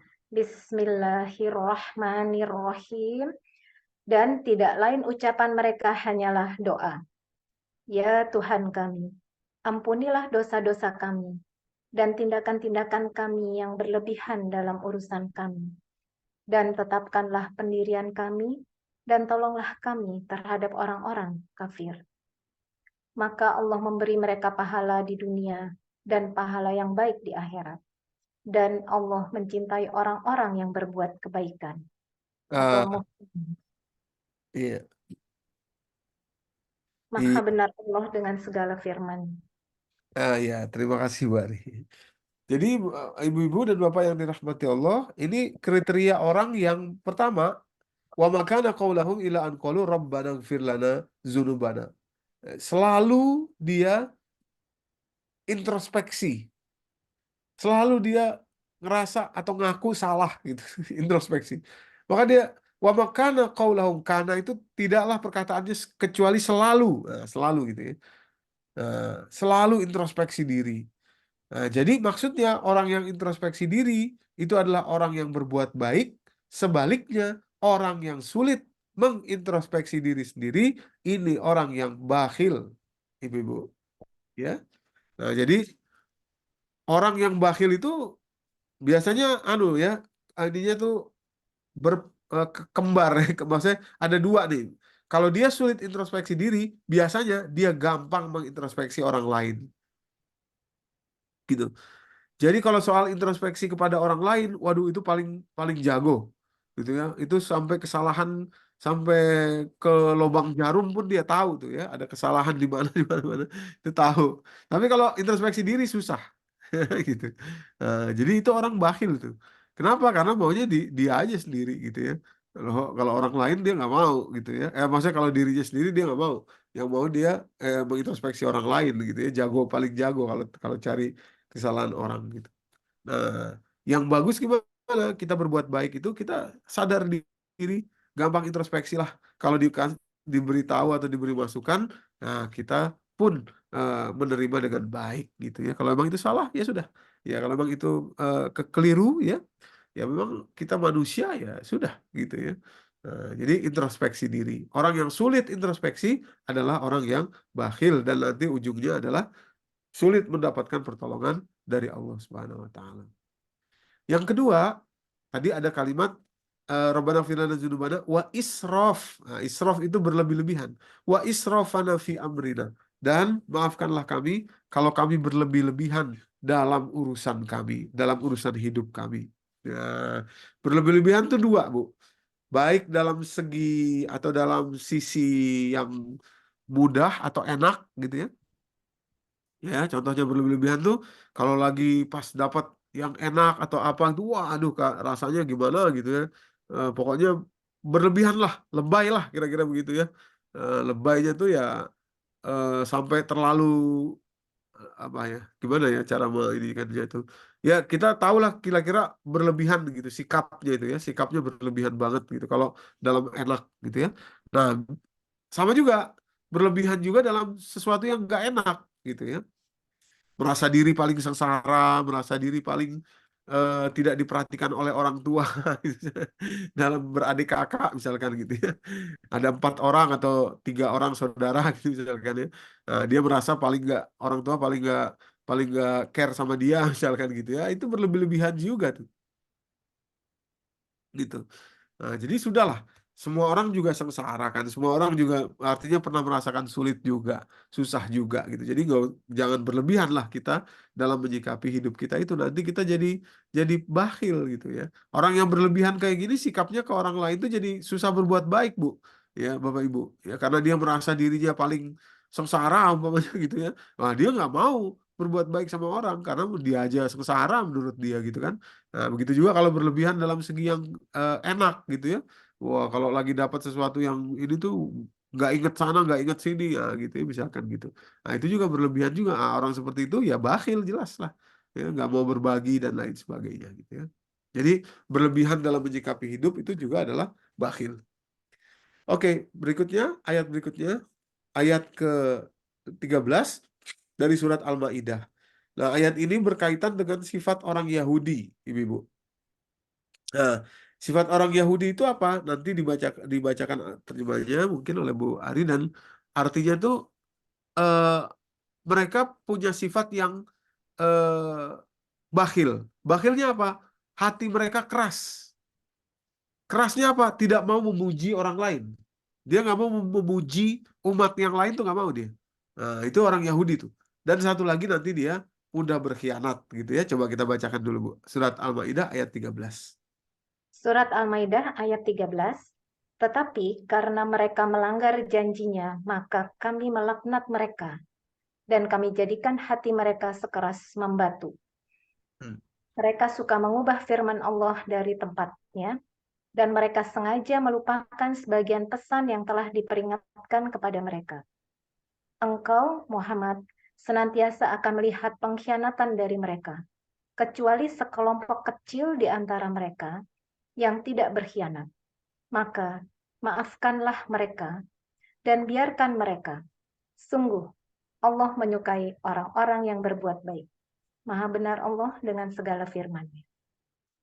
Nah, ya terima kasih Bu Ari. Jadi inilah sifat orang Yahudi yang dalam hal ini Allah sebutkan apa waja'alna qulubahum qasiyah. Kami jadikan hati mereka keras. Implementasi kerasnya itu adalah di dalam Al-Qur'an berkali-kali Allah katakan mereka itu tidak mau memuji. Ya, tidak mau memuji orang beriman, tidak mau memuji Rasulullah, nggak mau mereka. Gitu ya. Padahal mereka tahu itu adalah kebenaran gitu, tapi mereka nggak mau. Nah, kalau sifat ini ada sama kita, hati yang keras itu artinya tidak mau mengakui kelebihan orang lain. Tidak mau mengakui atau memuji kelebihan orang lain. Nah, itu sama dengan bakhil dan dicontohkan oleh orang Yahudi. Ibu yang dirahmati Allah. Iya. Jadi kalau memang ada kelebihan ya kita harus akui gitu. Kalau memang ada kelebihan, memang ada artinya ada sesuatu yang baik dari orang atau dari siapapun itu kita harus akui juga gitu. Jangan karena kebutaan emosi kita kemudian kita tidak lagi mengakui ada kebaikan di situ. Nah, itu nanti jatuhnya atau jadinya bakhil itu. Karena menutup, ya semuanya ketutup seolah-olah tidak ada lagi kebaikannya sama sekali gitu ya. Ya kalau ada kebaikannya kita akui lah. Ya memang ada kebaikannya. Itu nanti menjadikan kita tidak bakhil gitu ya. Menjadi itu untungnya untuk kita itu ya, kebaikannya untuk kita. Ibu-ibu. Sama juga kalau ada orang memberikan kepada kita itu kita harus harus katakan terima kasih, harus kita apresiasi walaupun orang itu nggak minta gitu, ibu-ibu. Ya, misalkan sekarang ini banyak fenomena, Bu ya. Orang tuh kalau sudah merasa bahwa dirinya itu orang yang patut ditolong, yang harus ditolong, kadang-kadang diberikan pertolongan dia nggak bilang terima kasih. Gitu. Walaupun kita tidak mengharapkan terima kasih itu gitu ya. Tapi kalau kita dalam posisi itu, kita harus mengakui kebaikan orang gitu. Harus mengakui kebaikan orang. Ya, walaupun kalau kita dalam posisi memberi, kita tidak mengharapkan terima kasih. Tapi kalau kita dalam posisi diberi, dalam posisi orang lain memberi kebaikan kepada kita, maka kita harus akui. Kita harus bisa mengakui itu supaya hati kita tidak keras dan tidak bakhil ya. Nah, jadi kemarin ada lucu tuh ya, ibu-ibu ya habis kajian eh, ngobrol gitu di di Serpong ya di apa eh, Villa Melati gitu ya, Villa Melati Mas. Ngobrol-ngobrol cerita, Ustadz, saya kayaknya kena banget sama nomor 6 itu. Gitu. Gimana, Bu? Saya tuh kalau mau memuji suami, gengsi Ustadz katanya gitu. Memuji suami gengsi gitu ya. Jadi saya diemin aja gitu ya. Padahal memang dia bagus, ada hal yang bagus, tapi kalau saya mau memuji, tapi hati saya bilang ah gak usah lah gitu. Akhirnya gitu, termasuk nggak gitu dia bilang gitu. Saya bilang iya, apalagi kepada suami atau kepada istri ya sering-seringlah kita memuji kalau memang itu ada sesuatu yang baik yang memang terdapat dalam diri dia gitu, dalam diri pasangan hidup kita itu. Ya, jadi ingat saya ya, ibu-ibu. Oke, yang ketujuh Bu, berkhianat tadi ya. Khainatin minhum ya. Jadi kebanyakan mereka itu semua adalah berkhianat. Nah, berkhianat itu juga bakhil itu. Kenapa? Karena tidak memberikan perbuatan yang baik kepada orang yang memberi amanah kepada dia. Gitu ya. Jadi rusak semuanya amanah yang diberikan kepada dia itu karena dia berkhianat gitu ya.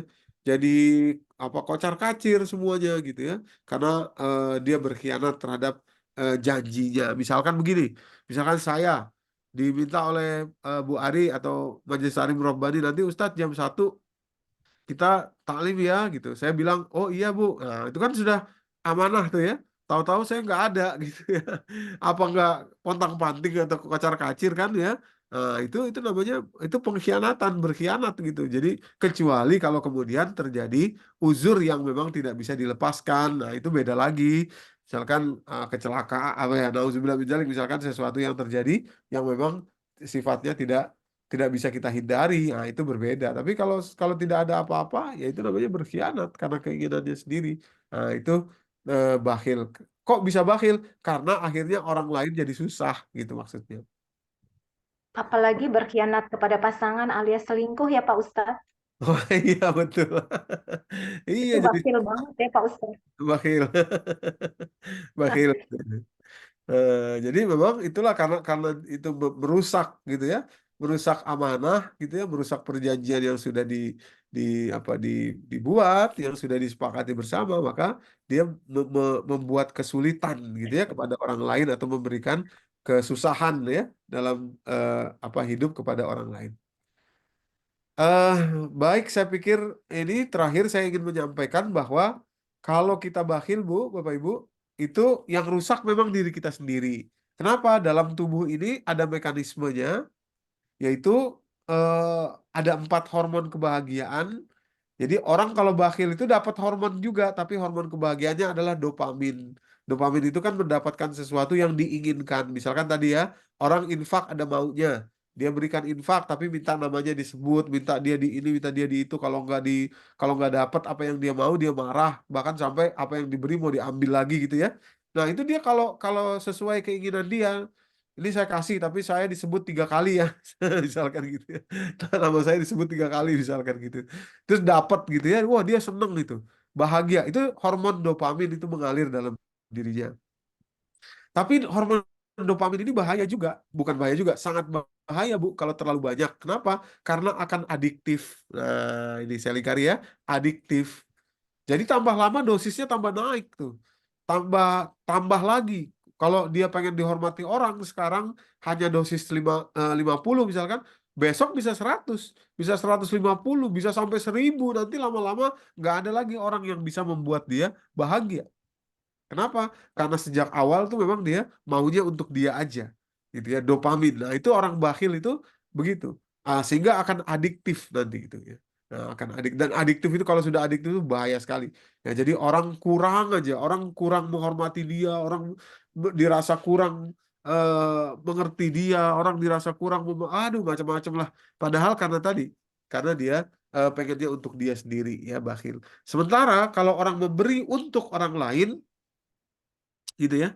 Hormonnya adalah serotonin. Nah, ini ya, Bu Ibu. Nih, serotonin.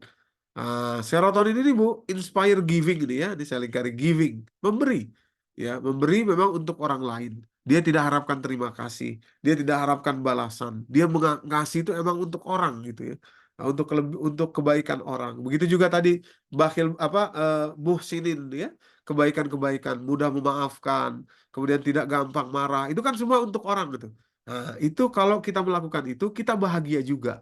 Bahagianya lebih tinggi karena hormonnya itu serotonin.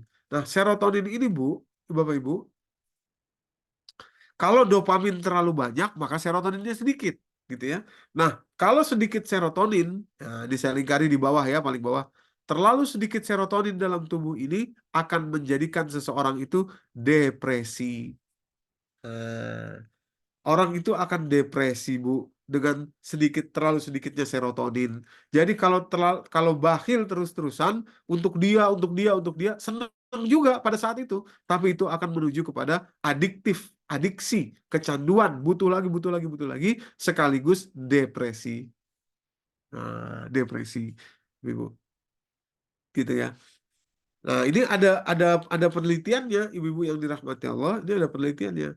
Pernah dilakukan apa oleh pernah dilakukan oleh 3 orang peneliti masing-masing dari Harvard University, kemudian dari Columbia College di apa Kanada itu ya. Kemudian ditampilkan dalam bentuk jurnal penelitian di apa Harvard Library. Nah, ini saya tampilkan judulnya aja. Nanti kalau Bapak Ibu mau cari boleh, ada kok gratis gitu, bisa bisa di-download gitu ya. Tentang pro-social spending and happiness gitu, using money, menggunakan uang to benefit others, untuk memberikan benefitnya kepada orang lain akan terbayar. Terbayar dengan apa? Dengan kebahagiaan. Nah, kemudian apa artikel ini dijadikan buku ya, ada bukunya, judulnya Happy Money. Saya nggak tahu nih apakah sudah ada dalam bahasa Indonesia. Happy Money ya, jadi diteliti bahwa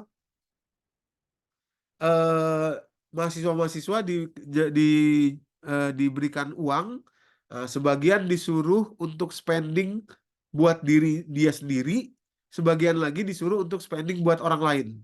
Tapi uangnya dikasih ke dia. Nah, itu dilakukan selama beberapa hari berturut-turut sambil semua tanda-tanda fisiologisnya itu dicek. Detak jantungnya, kemudian juga perkembangan hormonnya dan lain sebagainya, hormonalnya dan lain sebagainya gitu ya.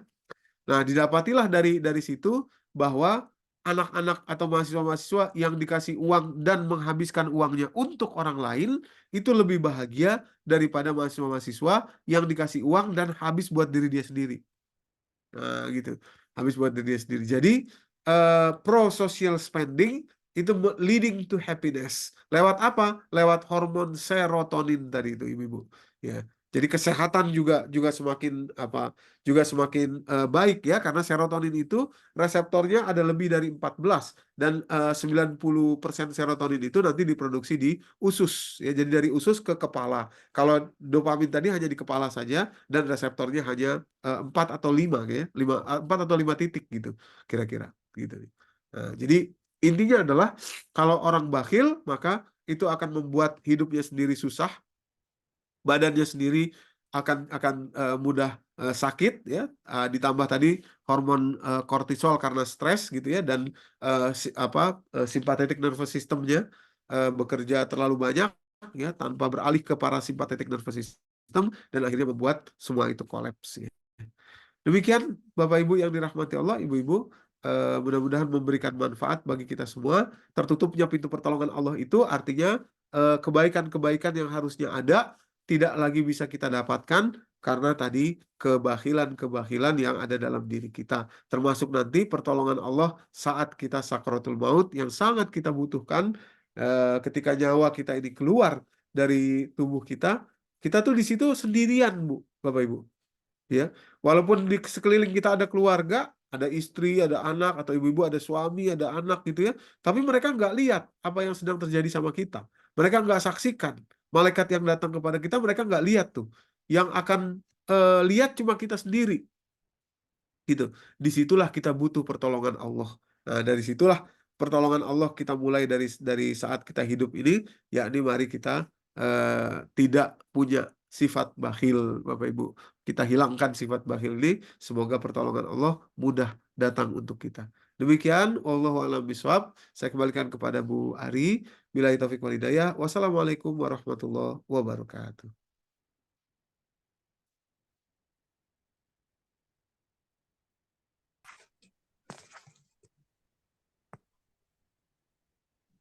Pak Ustadz, Iya, ya, boleh sesi tanya jawab sekarang? silakan Bu, silakan. Oke, ibu-ibu dan bapak-bapak, mohon maaf sekali ini tadi ada sedikit masalah dengan jaringan di rumah saya, internet, sehingga ada beberapa pertanyaan yang tadi sudah sempat ditulis di chat itu hilang. Jadi mohon silahkan tadi yang sudah menulis di chat, boleh raise hand supaya saya bisa meng-unmute.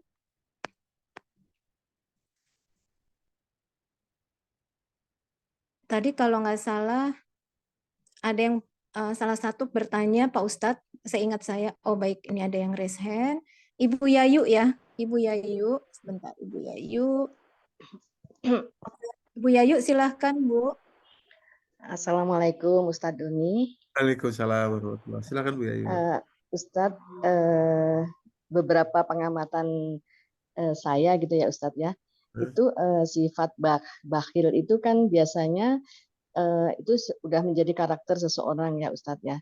Itu bisa jadi karena tertumpuk pengalaman-pengalaman masa lalu, yang masa kecil yang susah, yang dengan berbagai kebutuhan hidup dan terpepet dan lain-lain lah gitu, sehingga sifat itu tidak terbentuk tiba-tiba gitu ya Ustadz ya gitu. Nah, untuk merubah seseorang supaya sifat bakhil ini berubah gitu, itu kan berarti harus dilakukan semacam sebuah perubahan yang sangat mendasar gitu ya, dengan nilai-nilai kehidupan gitu ya. Apalagi banyak sekali yang Ustadz jelaskan seperti yang penjelasan hari ini itu kan sangat syarat dengan hal-hal ayat-ayat yang dibalik dibalik itu yang dalam gitu ya Ustadz gitu. Itu kan banyak sekali selama ini kalau kita ngaji itu hanya tafsir sebatas di permukaan-permukaan gitu Ustadz. Bagaimana kami ingin mendapat pencerahan tentang tadi untuk merubah sifat-sifat bakhil itu, apakah itu tergantung juga masa anak-anak yang sulit dan sebagainya gitu Ustadz. Ya, Terima kasih Ustadz. iya, terima kasih Bu Yayu. Langsung saya jawab dulu ya. Jadi Bu Yayu dan Bapak Ibu yang dirahmati Allah, betul sekali. Jadi memang eh, misalkan ada sebuah penelitian, saya agak lupa di mana gitu ya, tapi pernah saya baca generasi di atas Bapak Ibu ya, di atas yang usia sekarang 60, di atasnya orang tuanya eh, apa yang dulu hidup yang mungkin lahir tahun 20-an gitu ya. Itu mereka adalah generasi yang mengalami masa perang gitu ya. Jadi mereka itu adalah orang-orang yang cara pandang mereka terhadap hidup itu relatif sangat sekali, sangat curiga, sangat eh, apa tegang gitu ya, dan tadi mungkin rasanya tuh jadi seperti lebih bakhil gitu ya, tadi baik dalam hal harta maupun dalam hal yang lainnya, memaafkan atau apa itu ya, itu sulit itu, karena memang mereka tumbuh besar hidup dalam keadaan perang. Nah, kemudian mereka sedikit banyak menurunkan pendidikan itu kepada anaknya. Anak-anaknya adalah anak-anak yang lahir di tahun 40-an, di tahun 50-an gitu ya, tahun 60-an gitu. Itu. Jadi generasi itu pun adalah generasi yang masih merasakan itu gitu ya. Tetapi sudah lebih sedikit lah kira-kira begitu dampaknya, karena perang sudah agak jauh ya, sudah agak lewat gitu. Nah, bagaimana caranya supaya kita mudah untuk bisa menghilangkan sifat bakhil? Jadi sesungguhnya ada satu teknik Bu Yayu dan Ibu-ibu dan Bapak yang dirahmati Allah, yaitu teknik menggunakan memanfaatkan kelemahan kita. Cuman saya lupa namanya itu apa ya. Memanfaatkan kelemahan kita gitu ya. Nah, kelemahan kita itu adalah yang saya maksud gini.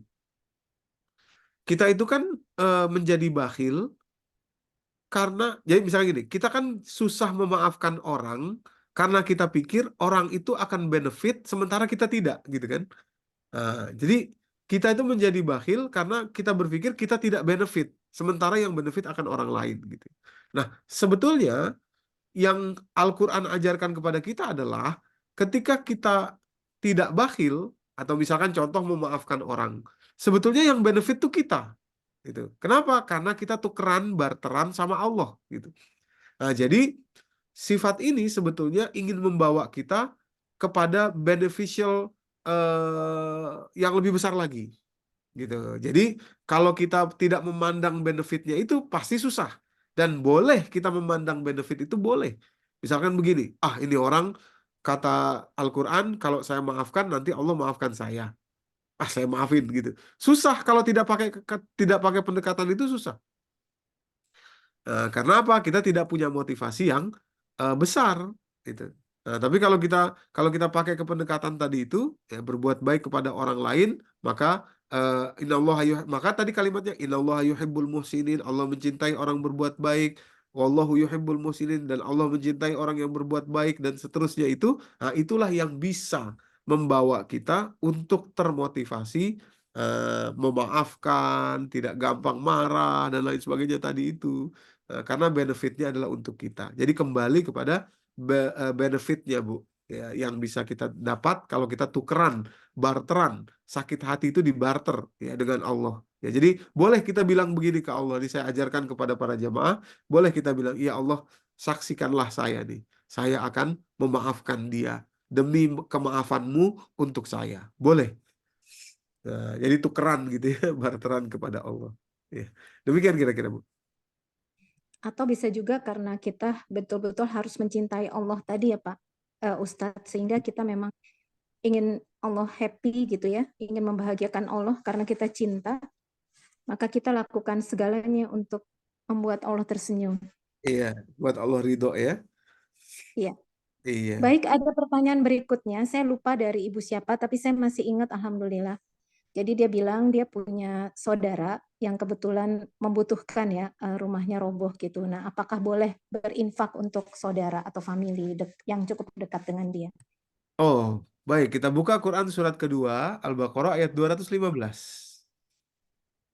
Surat Al-Baqarah ayat 215. 215 ya Pak Ustadz? Ya, silakan Bu Ari, kita dengarkan. Baik. Surat kedua ayat 215. Mereka bertanya kepadamu Muhammad tentang apa yang harus mereka infakkan. Katakanlah, harta apa saja yang kamu infakkan hendaknya diperuntukkan bagi kedua orang tua, kerabat, anak yatim, orang miskin, dan orang yang dalam perjalanan. Dan kebaikan apa saja yang kamu kerjakan, maka sesungguhnya Allah Maha mengetahui. Maha benar Allah dengan segala firman-Nya. Terima kasih Bu. Jadi itu dia, justru bagus kalau kita menginfakkan lebih dulu kepada karib kerabat kita, orang yang dekat dengan kita, baik dekat. Nanti ada lagi dekat itu, kalau ini kan 215 ini darah apa pertalian persaudaraan darah ya. Nah, ada lagi nanti jarak juga, tetangga itu juga adalah orang-orang yang dekat dengan kita lewat jarak tadi itu. Nah, jadi jawabannya tentu saja bukan hanya boleh, tapi sangat bagus kalau kemudian kita berinfak kepada yang dekat dengan kita, eh, karib kerabat kita. Tadi kan ya ada manfaat min khairin falil walidain, kedua orang tua, wal aqrabin, karib kerabat, wal yatama wal masakin wa ibnis sabil, baru kemudian anak yatim, fakir miskin dan ibnu sabil. Demikian kira-kira. Baik, terima kasih Pak Ustadz untuk pertanyaan selanjutnya. Ini dari Ibu Dwi Dianingsih. Terima kasih Ibu Dwi untuk pertanyaannya. Orang yang sedikit-sedikit mengeluh, apakah itu juga bakhil Pak Ustadz? Iya, termasuk tadi, terima kasih Bu Dwi pertanyaannya. Ya, tadi termasuklah dalam kategori marah ya. Marah itu kan jenis apa, keluhan itu kan sebetulnya jenis amarah yang apa, yang dalam bentuk yang kira-kira belum sampai maksimal kira-kira begitu ya. Ya, jadi masuk kategori itu Bu, maksud saya.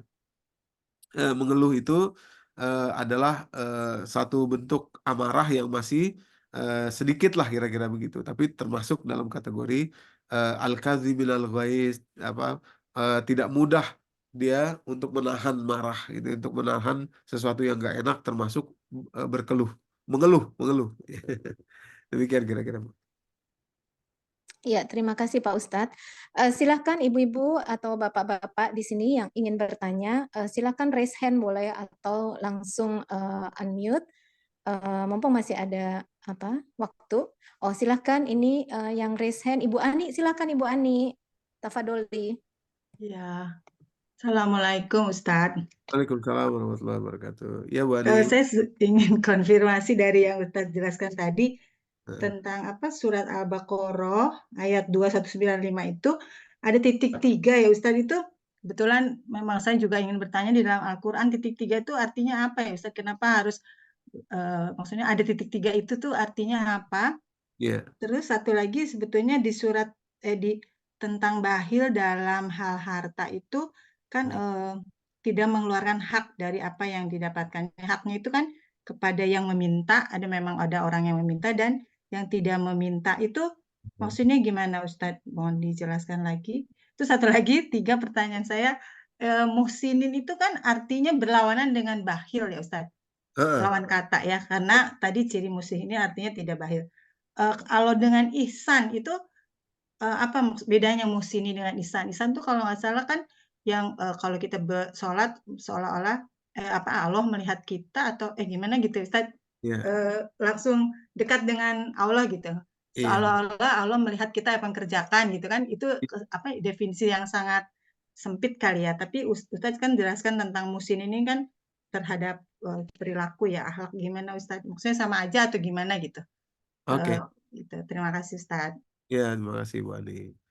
Baik, jadi yang pertama, titik 3 yang tadi Ibu tanyakan itu adalah tanda wakaf, namanya wakaf mu'anaqah. Ya, wakaf Wakaf itu artinya berhenti, wakf gitu ya, wakaf. Nah, kalau Ibu sering dengar wakaf, wakaf itu artinya ya berhenti memiliki gitu Stop ya. gitu ya Ustaz, Stop, stop gitu ya. ya. Mau Betul. apa tadi Ustaz? Mau ana? Mu'anakoh ya. Itu kenapa ada di kata itu gitu? Maksudnya nggak semua ada Ya. kan? Kenapa Ustaz? Nah, karena arti kata yang dimaksud tadi itu adalah menyoroti kata ahsinunya gitu. Jadi kalau ada titik mu'anakoh itu artinya kata-kata yang di tengah-tengah titik Diapit, itu, yang diapit gitu ya, yang diapit diapit itu tuh itu penting jadi banget ya. sentral. Jadi poin sangat krusial untuk diperhatikan. Oh Nah, maka itu gitu. tadi misalkan dalam ayat itu disebutkan Ahsanu ya tadi ahsanu. dan berbuat baiklah, Oh, sinu, berbuat baiklah. Nah, itu fokusnya di situ, berbuat baiklah kepada orang lain. Nah, boleh di hmm, kata-kata wa ahsinunya dimulai dari situ atau dari awal wala tulqu bi aidikum ila tahlukati wa ahsinu, berhenti. Harus berhenti itu, nggak boleh dilanjutin. iya iya. Nah, supaya kita merasakan ada poin-poin yang krusial yang sangat penting di kata-kata wa ahsinu, makanya dia diapit oleh 3 titik yang salah satunya harus berhenti. Ya Namanya tanda bacanya sih sudah pernah tahu, cuman artinya ternyata itu ya Ustaz, pentingnya ya, di situ ya. pentingnya di Oh situ. iya ya. Ya Sama Ustaz. agak mirip seperti huruf mim ya, mim yang di atas ada wakof mim itu ya. Oh iya, itu mim juga harus berhenti kan Harus Ustaz ya? berhenti dan itu harus menyambung dari kalimat berikutnya, nggak boleh disambung dari sebelumnya. Kenapa? Karena nanti artinya akan berubah gitu. Artinya akan Hmm. beda gitu ya. Artinya akan apa? Akan lain lah gitu kira-kira. Nanti kalau kalau ibu-ibu cari tanda mim di wakof di ayat yang ada tanda mimnya itu, kalau dilanjutin tuh jadinya beda. Nah, jadi harus berhenti di situ. Nah, kalau ini silahkan berhenti di salah satu untuk menggarisbawahi kata yang diapit di tengah itu adalah sentralnya, poinnya. Gitu. Oke, terus pertanyaan Ibu. Yang hak itu Ustaz, yang apa, yang meminta dan yang tidak meminta itu? Iya. Maksud- Oke, jadi orang yang meminta itu siapa? Ya orang yang memang kelihatan dia memang minta-minta gitu. Artinya bantuin saya dong, gitu. Tolongin saya dong gitu ya. Nah, siapa orang yang nggak minta? Orang yang memang nggak mau minta. Contohnya mana? Kita buka Quran surat kedua Al-Baqarah ayat 172.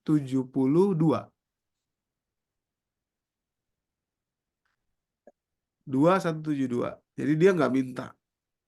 Gak minta tapi kita harus membagi gitu Ustaz. Maksudnya Kita lihat bahwa dia adalah salah satu orang yang membutuhkan gitu ya.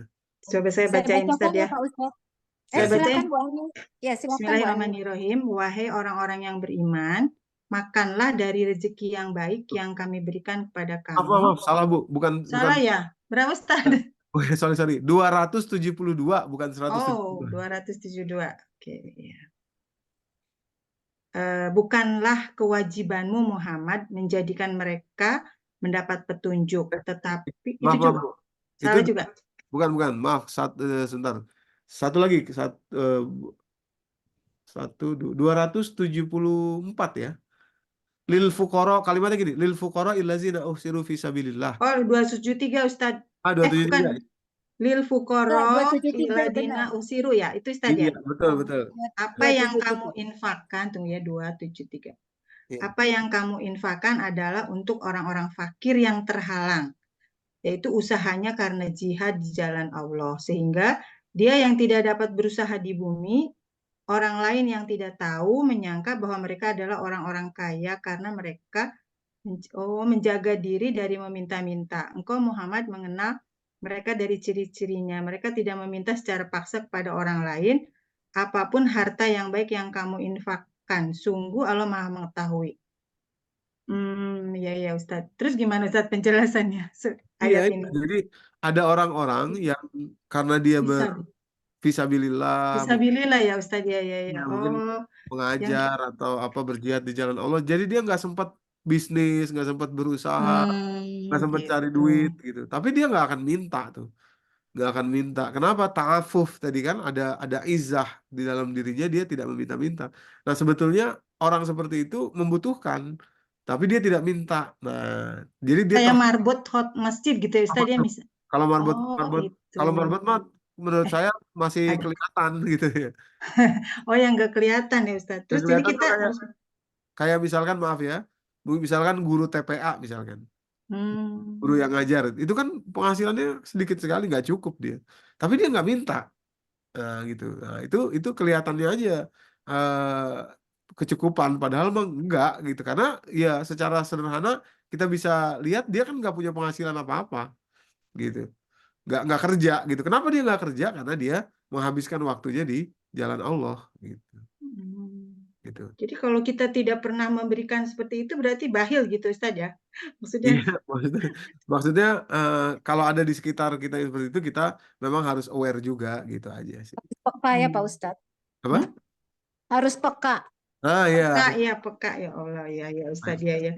Paham Ustaz, itu yang tidak meminta maksudnya itu ya. Kemudian pertanyaan terakhir Ustaz yang tadi Muhsinin nama Ihsan. Ya, jadi ihsan itu perbuatannya, muhsinin itu orangnya. Betul sekali, ihsan itu adalah anta'budullaha ka'annaka tarahu fa illam takun tarahu fa innahu yarak. Jadi motivasinya orang ini berbuat kebaikan Seolah-olah. dan tidak mau ada terima kasih atau apa itu karena dia tahu Allah tuh ngelihat dia. Atau setidak-tidaknya eh, karena dia kayak bisa melihat Allah, atau setidak-tidaknya dia paham bahwa Allah memang selalu melihat dia gitu. Jadi motivasi itulah namanya muraqabatullah, selalu merasa dilihat Allah gitu ya, selalu Muraqabah ya. muraqabatullah, merasa dilihat. Muraqabatullah, selalu dilihat Allah. Ya. Nah, itulah Hmm. motivasi dia sehingga dia tidak mau tidak butuh terima kasih, tidak butuh apa tadi dibalas. Kenapa ya? Karena dia tahu Allah tuh ngelihat dia dan ini untuk Allah gitu, kira-kira begitu. Sama aja, ihsan itu perbuatannya, muhsin Orangnya, Muhsinin orangnya. Jadi Muhsinin lawannya bakhil gitu ya Ustadz ya. betul. Karena nggak mau berbuat kebaikan tadi itu. Jadi bakhil itu kan membuat orang lain susah. Kalau zolim gimana Ustadz zolim? Sama, zolim juga. Zolim itu adalah orang yang bakhil juga tuh. Makanya tadi urutan apa beberapa kriteria itu kan zolim. Contoh khianat. Khianat kan zolim sama orang. Oh, zolim tuh contohnya khianat ya. Oke ya Ustadz ya. Zolim itu khianat. Khianat itu kan Eh, zolim. iya. Jadi zolim bagian dari Dia dari bakhil gitu ya. Iya, orang Oh, orang zolim pasti bakhil. iya Ustadz. Ya Ustadz, Pokoknya yang terima kasih. Jazakallah khair. Terima kasih Bu Ari. Ya. terima Tanyanya kasih Bu Ami robor. untuk pertanyaannya. Ya, pokoknya yang jelek-jelek ya Pak Ustadz, yang tidak baik kepada orang lain itu ya masuk kategori bakhil gitu ya, karena artinya tidak mencontoh perbuatan baik Allah kepada kita. Pak Ustadz, ada pertanyaan dari Ibu Meni di sini. Dia ingin sekali Ustadz tampilkan lagi slide nomor 4 dan 5. Boleh tolong Pak Ustadz karena dia tidak sempat mencatat. Kemudian ada satu pertanyaan lagi dari Ibu Ibu Meni, silakan ya Bu Meni, ini ditampilkan lagi slide keempat dan kelima yang belum sempat dicatat oleh Bu Meni.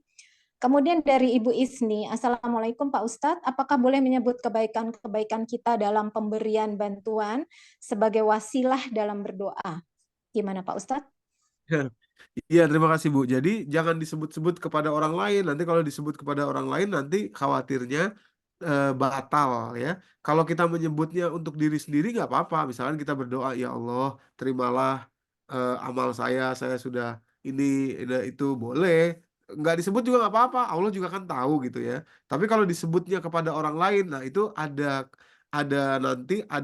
kemungkinan amalnya akan batal, hilang. Mana dalilnya? Quran surat kedua ayat 264. Ya, coba kita buka dan bacakan mungkin Bu Ari. Surat Al-Baqarah ayat berapa tadi Pak Ustadz? 264 Bu. 264. Baik Pak Ustadz. Cukup panjang. Wahai orang-orang yang beriman, janganlah kamu merusak sedekahmu dengan menyebut-nyebutnya dan menyakiti perasaan penerima, seperti orang yang menginfakkan hartanya karena ria atau pamer kepada manusia, dan dia tidak beriman kepada Allah dan hari akhir. Perumpamannya orang itu seperti batu yang licin yang di atasnya ada debu. Kemudian batu itu ditimpa hujan lebat, maka tinggallah batu itu licin lagi. Mereka tidak memperoleh sesuatu apapun dari apa yang mereka kerjakan.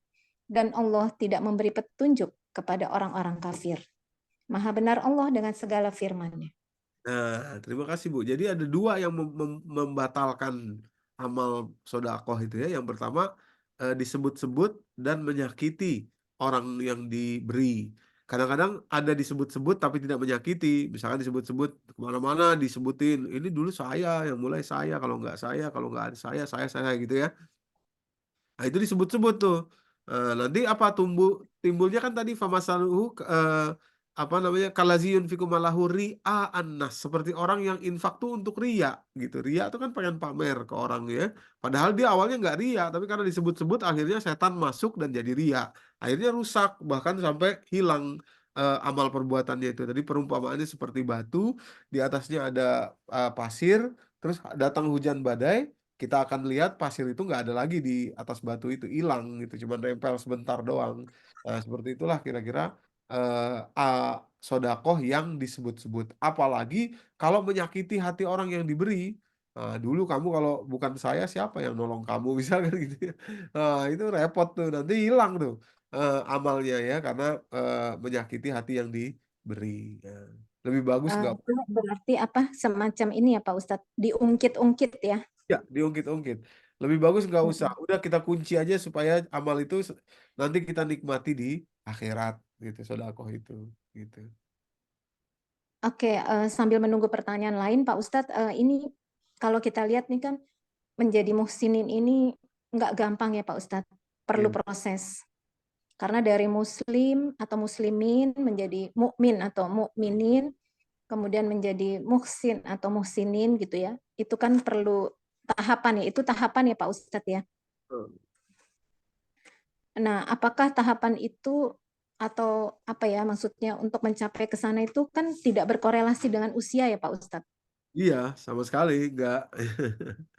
Itu hanya Uh, apa betul-betul karena kesungguhan kita dan tadi motivasi kita bahwa sebetulnya beneficial, sangat beneficial karena kita tuh dibayar oleh Allah kalau kita mau begitu gitu. Nah, jadi fokus kita memudahkan supaya motivasi kita tetap terjaga adalah bahwa Allah tuh bayar gitu loh, nggak gratis. Kalau kita maafin orang tuh nggak gratis, pasti kita dibayar sama Allah dengan yang lebih baik lagi. Kalau kita nggak gampang marah, itu Allah pun akan bayar karena itu kan tadi wallahu yuhibbul muhsinin. Allah mencintai tadi ya nih ayatnya ya. Saya tampilkan lagi. Saya tampilkan supaya motivasi kita terus apa lahir gitu ya, terus hidup. Maaf. Mana tadi? Wallahu yuhibbul muhsinin, dan Allah mencintai orang-orang yang berbuat kebaikan itu, muhsinin itu. Nah, untuk dapat cinta Allah, nah itulah caranya, barteran gitu ya. Maafin orang, gak gampang marah, supaya apa? Supaya Allah mencintai kita. Nah, kalau kita gampang marah ya berarti sebaliknya. Kalau kita sulit memaafkan ya berarti sebaliknya gitu. Kira-kira Baik, begitu. baik Pak Ustadz, berarti disimpulkan tadi ya sifat yang menutup pintu pertolongan Allah adalah bakhil, dan bakhil itu bukan hanya terkait dengan harta atau uang, tetapi lebih luas lagi yaitu karunia. Dan di sini ada beberapa tadi ya Pak Ustadz, ada beberapa poin bakhil yang tidak mengeluarkan hak dari apa yang didapatkannya, ini lebih kaitannya ke finansial, dan juga tangannya terbelenggu untuk berbuat kebaikan kepada orang lain. Ini lebih yang non materi ya Pak Ustadz, yang non finansial. Iya. Nah, untuk yang non finansial ini tadi bisa disebut adalah kalau bisa berbuat baik itu berarti masuk golongan muhsinin tadi. Dan ini ada termasuk infak di waktu infak di waktu kapan aja, jadi tidak hanya di waktu tertentu saja atau ada pamrih. Kemudian bisa menahan emosi, yaitu muhsinin ya Pak Ustadz ya. Yang kedua poinnya bisa menahan emosi, tidak gampang marah. Kemudian yang ketiga adalah mudah untuk memaafkan. Kemudian yang keempat adalah mudah juga untuk introspeksi diri. Kemudian yang kelima adalah tidak berlebihan dalam urusan menyikapi hidup ya. Jadi tidak terlalu berlebihan ketika happy dan tidak terlalu berlebihan juga mengeluh ketika dalam kesulitan. Kemudian yang berikutnya adalah hatinya lembut atau tidak keras ya, sehingga mudah untuk memuji orang lain. Dan yang terakhir adalah tidak berkhianat. Gitu Pak Ustadz? Betul, Bu Ari. Iya. Baik, terima kasih sekali. Nih kalau dilihat poin-poinnya ternyata juga ada hubungannya dengan kajian yang kemarin ya, yang tentang amalan yang berat timbangannya ya. Jadi kalau bakhil otomatis tidak sulit sekali untuk menginfakkan sesuatu yang dicintai, begitu ya Pak Ustadz ya? Iya, betul, ke situ korelasinya betul, Bu. Itu Ya, dia. jadi udah bakhil, udah menutup pintu pertolongan Allah, nggak bisa dapat amalan yang berat ya, nanti timbangannya gitu ya. Jadi ruginya bertubi-tubi gitu ya Pak Ustadz ya. Persis, betul, betul, betul. Iya. Tantangan kita sebagai orang tua tentu juga mungkin dialami oleh orang tua yang ikut kajian ini adalah bagaimana menghimbau anak-anak kita, mengajarkan kepada mereka untuk tidak bakhil karena mereka kan masih pikirannya udah kerja capek-capek, dapat uang kok kenapa harus dikeluarkan lagi dan sebagainya ya Pak Ustadz. Persis, Nah, iya. termasuk saya terus terang saya berjuang nih untuk membuat anak-anak itu, keturunan kita itu tidak bakhil tadi ya. Nah, jadi sebenarnya banyak sekali harapan kami, terutama saya mungkin untuk dapat video-video pendek yang sifatnya tidak perlu mendengarkan panjang, tapi itu mengena ya Pak Ustadz untuk di-share ke anak-anak milenial saat ini gitu. Karena mereka nggak punya waktu sebebas seluas kita ya untuk mendengarkan kajian 1 jam lebih atau membaca materi kajian dan sebagainya. Jadi kalau Ustadz Doni bisa memberikan at least yang berkaitan dengan bakhil ini satu video pendek yang durasinya cuma berapa detik gitu atau berapa menit gitu, itu akan sangat membantu. Iya, insya Allah Bu. Sedang kita beberapa sudah kita buat, tapi memang yang kontennya tentang bakhil ini belum. Jadi baru beberapa dulu sudah rilis. Insya Allah udah apa? Mungkin Bu Ari dan Ibu-ibu sudah pernah lihat ya beberapa video pendek kita. Iya, betul. Tapi yang bakhil ini memang saya belum nemu karena ini kan penting banget ya Pak Ustadz tadi, apalagi bakhil ini kan membuat tubuh kita memproduksi hormon dopamin ini yang secara tidak sengaja, tidak disadari bisa adiktif tadi, dan ini bisa membentuk sifat ego atau selfish gitu ya. Nah, sementara kalau dermawan kan serotoninnya yang lebih menonjol sehingga unselfish dan bisa lebih sehat juga secara jasmani gitu ya Pak Ustadz. Betul, betul. Makanya nanti kalau Iya. bakhil tuh depresi dia karena kurang serotonin. Nah, depresi yang ke arah istilahnya depresi yang tingkat paling tingginya itu kan bunuh diri, Pak Ustadz. Betul Bu, iya Masya Allah, mengerikan sekali ya. Iya, dan itu banyak sekarang terjadi di mahasiswa-mahasiswa kita di UI, di UGM dan sebagainya, ITS gitu ya. Jadi demikian mudah mereka mengambil jalan pintas itu dan merasa sangat depresi termalang di dunia gitu ya, Pak Ustadz. Itulah tantangan kita, insya Allah pelan-pelan kita Ya. perbaiki. Baik, Pak Ustadz. Terima kasih. Sepertinya tidak ada pertanyaan lagi di Ada, Ari, ada di chat, ada, Ri. Ada di sebentar. chat. Apa Di chat? sopir? Ada nggak? Aku bacain ya. Mana tadi? Boleh. Atau mungkin udah aku bacain tadi mungkin? Menghadapi ART dan supir itu udah emang? Oh, belum. Silakan. Maaf tanya gimana menghadapi ART dan supir yang selalu kerjanya membuat kita kesal hati. Oh, ini direct ke saya pantesan. Apakah kita berhentikan secara supir itu anaknya banyak dan ART-nya juga sama? Dan ART-nya juga sama. Mohon sekali pencerahan apa yang harus dilakukan. Gimana Ustadz? Pertanyaannya seperti itu? Iya, jadi sebenarnya gini Bu, sebenarnya manusia itu dimanapun juga intinya adalah manusia itu punya hati. Jadi kalau kita bisa menyentuh hatinya, itu beres gitu. Sentuh hatinya dengan apa? Ya dengan istilahnya ya memuliakan lah gitu ya. Memuliakan itu tidak mesti harus selalu misalkan apa gitu, enggak gitu, tapi ya kita eh, tadi mudah memaafkan, kemudian juga mendoakan gitu ya, kayak seperti itu. Jadi kalau hatinya sudah disentuh tuh pasti ini kok, pasti baik gitu ya. Kalaupun tidak baik pasti nanti dia akan cari cara sendiri. Ibu nggak perlu repot, dia akan geser sendiri gitu, kira-kira begitu. Jadi memang eh, kadangkala kita kurang menyentuh hati, ya kurang menyentuh hatinya dia. Kalau kalau saya boleh kasih tips ya, ibu coba aja mendoakan dia secara tulus dan jangan kasih tahu gitu. Jangan kasih tahu dia. Doakan setiap habis sholat fardu khusus untuk dia. Untuk yang ibu sebut tadi itu ya. Nanti coba lihat ada perubahannya gitu. Eh, Rasakan rasa rasa persaudaraan gitu ya, rasa dekatnya gitu. Nanti ada perubahannya tuh. Jadi eh, manusia itu selalu punya hati dan kalau itu disentuh, insya Allah nggak ada yang mustahil ya. Demikian Bu. Baik, terima kasih Pak Ustadz. Saya rasa itu pertanyaan terakhir. Dan Ya. seperti biasa, untuk kajian kita tutup dengan doa bersama. Tentunya kita mohon agar kita semua diberikan nikmat sehat, nikmat keistiqomahan sampai akhir hayat kita. Dan semoga kita bisa mempertahankan ibadah-ibadah wajib dan sunnah kita ya sampai akhir hayat sehingga berujung di husnul khotimah ya, terutama di usia-usia kita yang dalam tanda kutip sudah menunggu ya Pak Ustadz ya, tinggal menunggu giliran siapa yang lebih dulu dipanggil oleh Allah Subhanahu wa taala. Baik Pak Ustadz, itu kemudian tentunya kita mendoakan juga saudara-saudara kita di Palestina dan jamaah Majelis Taklim Robani yang saat ini sedang diuji dengan penyakit atau diuji dengan hal-hal. Semoga bisa lulus dari ujian dengan baik, diberikan kesabaran, dan juga semoga hajat-hajatnya bisa dikabulkan semuanya oleh Allah Subhanahu wa taala. Oh ya, sebelum lupa Ari,